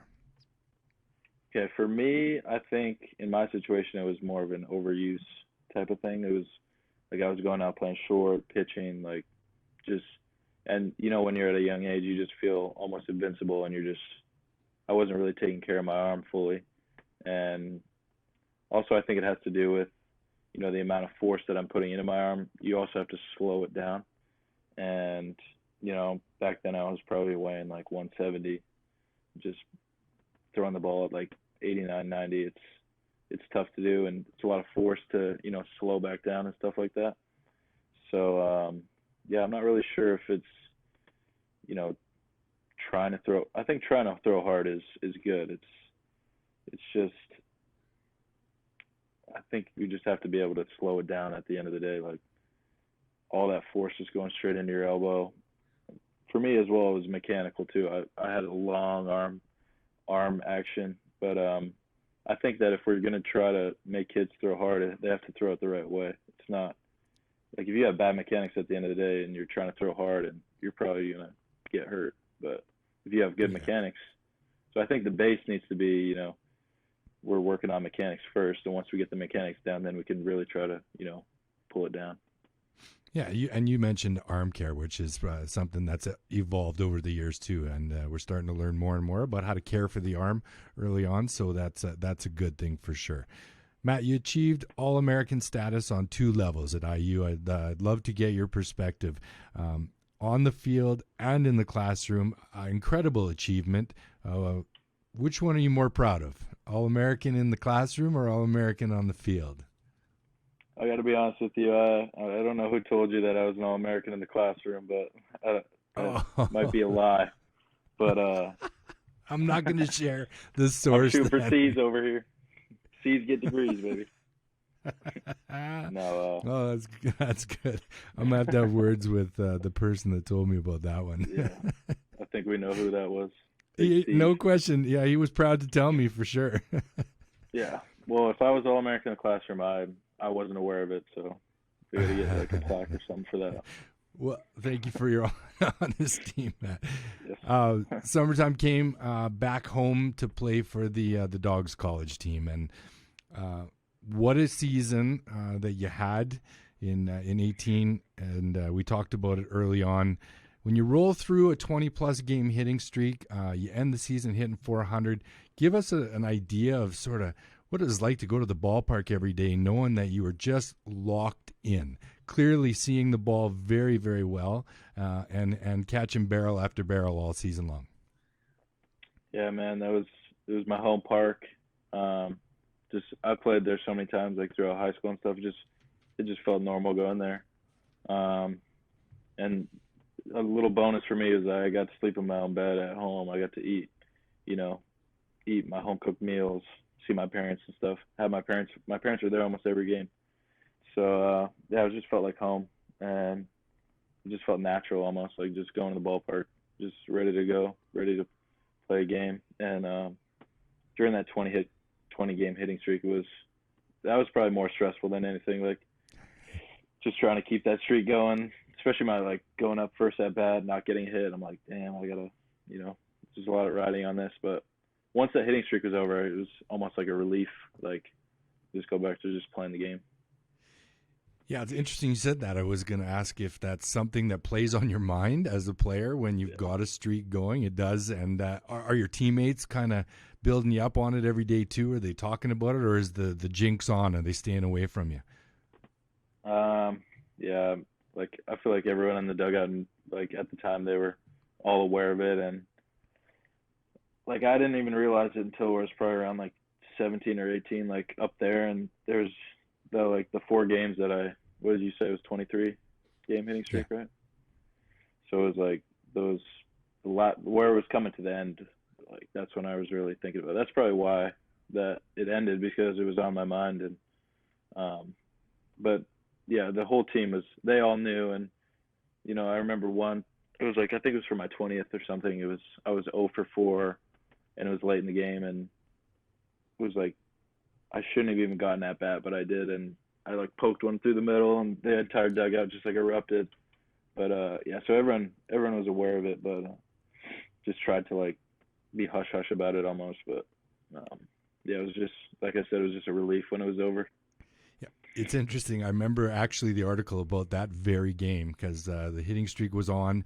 The local paper had an article the next day about how you didn't expect or didn't look like you were going to get that next at bat, and sure enough, you found one and found a way through the middle. So that was outstanding. At the end of the day, that season, from team perspective, didn't end the way you guys wanted it to, for sure. Interesting that you talked about the home life and the local guys that continue to be a part of that program. Do you think it means a little more to guys that have come through the academy than some of the American counterparts that are brought up and more or less just getting their work in for the summer and getting their reps? Do you think it means more to the local guys like yourself? Oh yeah, I think 1,000% that that's the case. I've been on the other side of it, where I've gone and played summer ball, like in Kalamazoo, Michigan, where it's not special. Well, it is special, but it's not like as close to me. It's like it's not personal to me. So it's like the days can get a little more grindy, where it's like, damn, I gotta go play a game. But when I was in Okotoks, it was like I was excited to get to the field every day, play in front of those fans. Just especially being like, I grew up being in the stands, like watching other guys play and just dreaming about being on that field. And yeah, it was just, I think a lot of the academy guys are like that too, just growing up watching we call them the college dogs, and just to be able to be on both sides of it, and just, yeah, it's amazing to be a local kid coming up and being able to be on the field in front of those fans instead of in the stands watching the game. Yeah, it appears year after year that more and more academy players are being added to the roster for the college team. Clearly, you're a fan of that direction for the program, for sure. Yeah. Speak about the atmosphere of the Okotoks Dogs experience. We're well known that we're somewhere in the top 5 North America wide as far as attendance. You've played at some great locations as far as the university level, also in the minor leagues. How incredible is the Okotoks Dogs experience, for sure? It really just feels like a pro ball lifestyle, like just coming in and you're superstar to them. So yeah, it's a special place for sure to play baseball for the summer. I know a lot of American kids that come up and they say that this place is, top tier, and they just had the best summer of their life. So, yeah, I just think it's great for the town, especially like having fans be able to come and just watch baseball firsthand, and it's baseball at a high level as well. It's good college baseball. So, yeah, it's great. I love it. Yeah, and the touches they put on, like allowing the kids to come down on the field after the game and meet you guys, get the autographs, the pictures taken. That's got to be really good preparation for the pro life afterwards. Yeah, yeah, definitely. I remember when I was in high school, I got to come up and play with the college team a few times, and just out, yeah, after the game, just having all those kids out there running the bases, yeah, just helps grow the game even more, especially, yeah, those kids are going to be fans for a long time in Okotoks, and yeah, I'm excited to see, how it keeps growing. Yeah, it'll be exciting. For sure, yeah. With the new addition to the field at the stadium, and hopefully some form of a season this year, it appears we'll get something, not totally regular, but hopefully by 2022 we'll be able to open that thing back up and get back to business. Matt, let's get to where all our listeners want to go, and let's get into a little bit of pro ball. Talk about June 19. Where were you? How'd you find out? Talk about your feelings. Of course, they're euphoric, but give us some insight into that moment that you found out you were going to realize your dream and head to the bigs. Yeah. So I was in Bloomington still. Our season was over, and just some of the guys were just kind of literally just waiting for the draft to happen and, see where they're going to go, basically see where their life's going to go it's just an unknown waiting for that, especially because the year before it was literally just waiting and not having my name called. So it's a stressful stretch of days. But so I was out to breakfast with a few of my teammates, just trying to keep our minds off of it. And the next thing you know, I'm getting a text from one of my teammates that wasn't there, and it was just basically saying congrats and stuff. And I didn't get a phone call or anything, which is crazy. So I hop on Twitter, and I got the draft tracker looking, and I just see my name is called. So didn't hear from the Reds until literally like 7 p.m. that night. So it was just a bunch of texts flooding in from a bunch of people. And yeah, it was just a great feeling. It was just weird because it was just normal. Like I was just out, literally sitting at getting breakfast. And yeah, it was just wild experience. Yeah, as so many kids that go through their young life and think about the day they may get drafted. I'm interested. You said the Reds. You watch it on Tracker. Does the team even matter at that point? Did you have a quick notice that, oh, it's the Reds, or did it just be like, I'm drafted and that's it? It takes over your brain. I think once I realized it was the Reds, I was just very appreciative of them, and I know that they've been watching me throughout, my career and stuff in my college career. But yeah, like it kind of just takes over. Like my dream just came true. I just got drafted. Yeah, it was just a dream come true, really. Yeah, it's a storied franchise. Did you quickly realize that you'd be joining Aleo at that point? Did that register? I think it probably took me a few minutes before I started thinking about all that, but yeah, it was really cool because there's quite a few Canadians that were picked by the Reds throughout, just watching some of the guys that I used to play with and stuff. So it was cool to be another Canadian picked by, the Reds. Yeah, and then obviously the conversation with the folks comes right after that. Tell us about the experience of being able to share with the two people closest to you in your life, and obviously that have supported every move you've made, and what it's like to be able to share that news with your parents.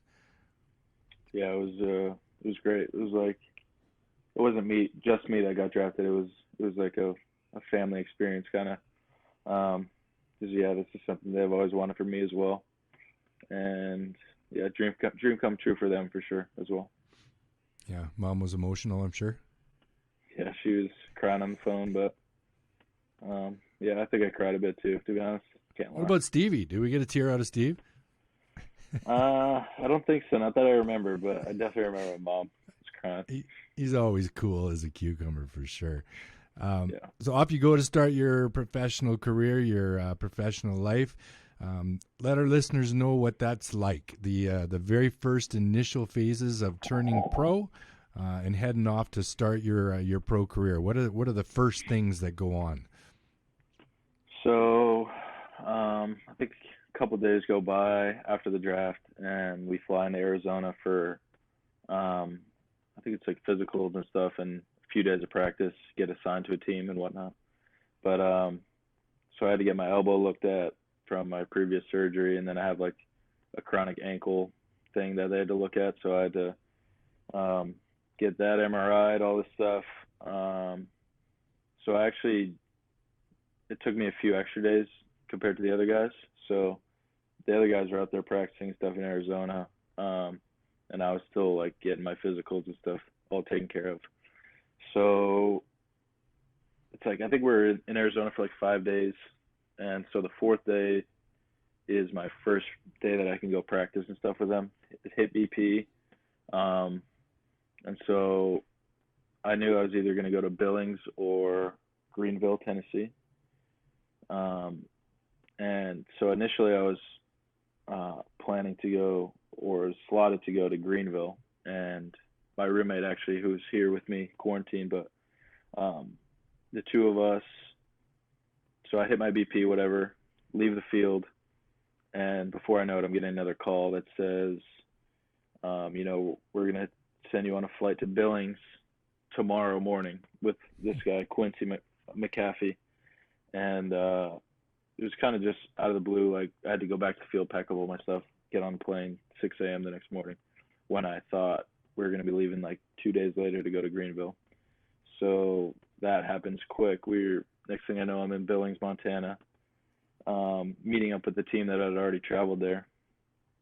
So then after I got assigned to Billings, I had to get a work visa. So they do that for me. And it takes about 2 weeks for it to, they got to expedite it. So 2 weeks go by. I'm sitting there watching every game, not being able to play. Well, all these dudes are out there, getting their work in, getting their first taste of pro ball, and I'm just sitting there on the bench because I can't play yet because I'm Canadian, no visa. And so my 2 weeks come. My parents were planning on coming anyways at this time, but they actually got to come down and see my first game, my first, 4 or 5 games. And yeah, it was just hit the ground running kind of, and just great to be back out there, and just got my feet wet with pro ball. Yeah, what would you grade your initial season? Was it successful for you? Do you feel good about how it went and the progress you made through the fall of 19? Yeah, I would say it was, I'm pretty pleased with how I played, and this was actually the first season I got to, just be a position player. I wasn't, coming out of the pen or anything, so it gave me a chance to, just focus on playing defense and just hitting, and just kind of like freed up my game a bit. My arm definitely felt a lot better than when I was coming out of the pen, just trying to throw as hard as I can. But I thought I played pretty well, and got to move up to low A there at the All-Star break, which I got to finish that the last 3 weeks of the season up there in low A. So that was really, really quite a nice experience for me. And honestly, it just made me realize that it's just baseball. At the end of the day, I don't have to do anything out of the extraordinary. It's just the game I've been playing my entire life, and just going out there and just trusting my abilities and knowing that I can hang with these guys. So just had a great summer. Yeah, I'd have to say probably at that point the mental game becomes paramount to your success, because each and every guy that's drafted that get the chance to play at the pro level, they've all got the skill set. There's no question. They don't get drafted otherwise. So what sets you apart? Obviously, work ethic and mental state, and the ability to overcome and believe in yourself, like you just said, that you can hang with those guys and you can play at that level. And I'm sure there's many guys that deal with it the other way. You go through the initial season, all systems are go. You're progressing well. You're excited about the coming season. We hit March 2020, and the world shuts down. Speak about the disappointment, of course, that everybody felt, Matt. But how did you manage yourself over the 2020 non-season, the cancellation, keeping yourself fit and ready to go at any time, and yeah, just everything COVID and how you managed 2020, yeah. Yeah, so I was down in Arizona February 14th through March 14th, where that day we got sent home. Yeah, it was not fun. I got a tee in the net in my garage at that point. Just started, taking swings the best I could. I know that we couldn't really go anywhere. There was no gyms I could go to, or, it was brutal. So, there was a point where I was going to the track at the high school in town, and with my old trainer, and we would do like sprint work and stuff. I got a bike, so that was good. Would go on bike rides and stuff, just stay in shape. Just anything I could do that I enjoyed and also just kept me in shape. And I was hitting like wiffle balls with like a tiny little broomstick just out in the backyard. Just doing everything I can to, just stay sane. And luckily Dane was there for most of the quarantine, where we could like throw and stuff out in the backfield.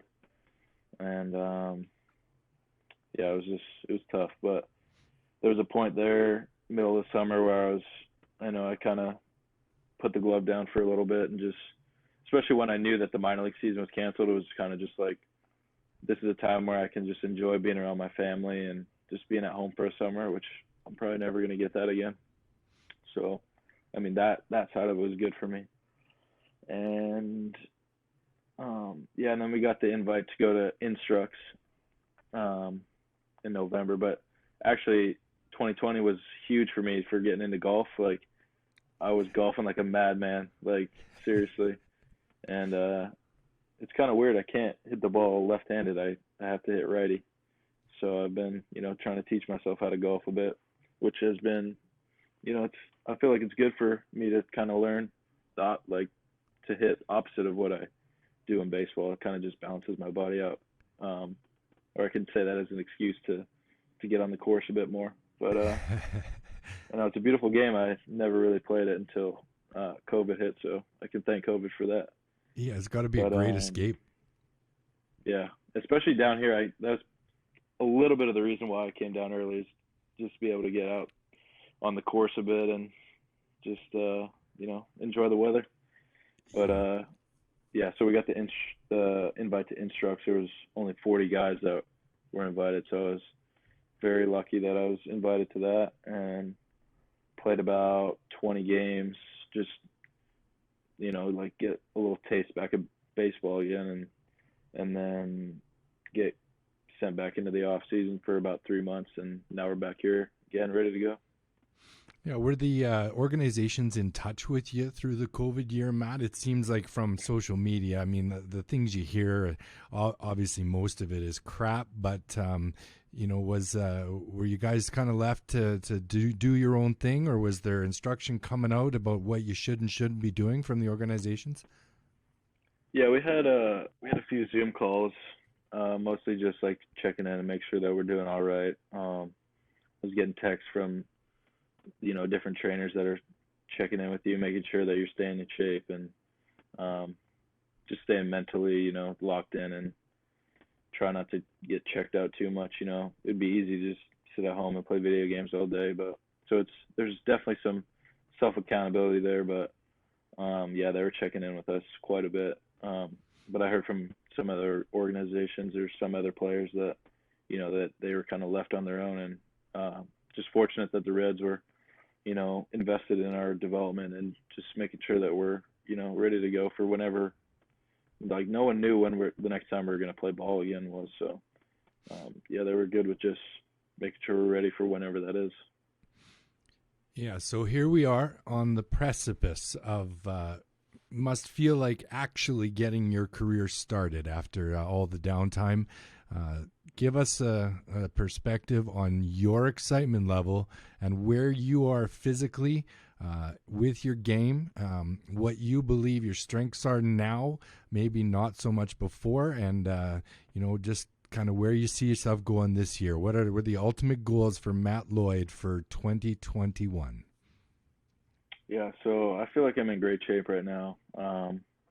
Just ready to go, honestly, and definitely my number one goal for every season really is just to stay healthy, just be able to, if I can be on the field, then my game will take care of itself almost. Like, just being able to stay healthy is number one. And I'm coming off this hand surgery I just got. I fractured my hamate about 3 months ago. So I'm coming off that, and I'm excited to just be able to go out there and just let it eat. I'm just excited to get back in that rhythm. Going out there every day, and just doing my thing. Yeah, it's exciting for us too, Matt, and I promise you, after this, there's going to be a bunch of young Canadians up here that'll be following you, your every move going into this incredible season. Buddy, it's been a blast having you on the show. I wish we could have done it even sooner, but thank you for stopping by, hanging out with me, and sharing everything Dogs, everything Indiana, and everything Cincinnati Reds. We wish you all the success this year, my friend. Have an incredible 2021 season. Yes, sir. Appreciate it. Thanks for having me on. I'm excited. Awesome. Thanks, Matt. You take care, buddy. All righty. Thank you. Well, there you have it, my friends. That was a hell of a show. It has officially become my favorite show so far because we celebrated the one thing that brings us all together in these parts, and that is the incredible entity that is the Okotoks Dogs Academy. My special thanks to our guests of the day, Mr. Aiden Macris, tearing it up with the LSU Eunice Tigers, Alan Cox, legendary coach from the Academy and now down south in Myrtle Beach, South Carolina. Mr. Matt Lloyd of the Cincinnati Reds organization, progressing up the charts and hopefully playing ball at the AA level this coming season. Tune in next week, my friends, as we welcome 2 more unbelievable guests. And if you haven't done so already, make sure you hit the subscribe button. Make sure you help me help more kids at Next from the North and Bexy.com. Thanks a lot for stopping by. It has been my pleasure, and I look forward to seeing you real soon. Take care now.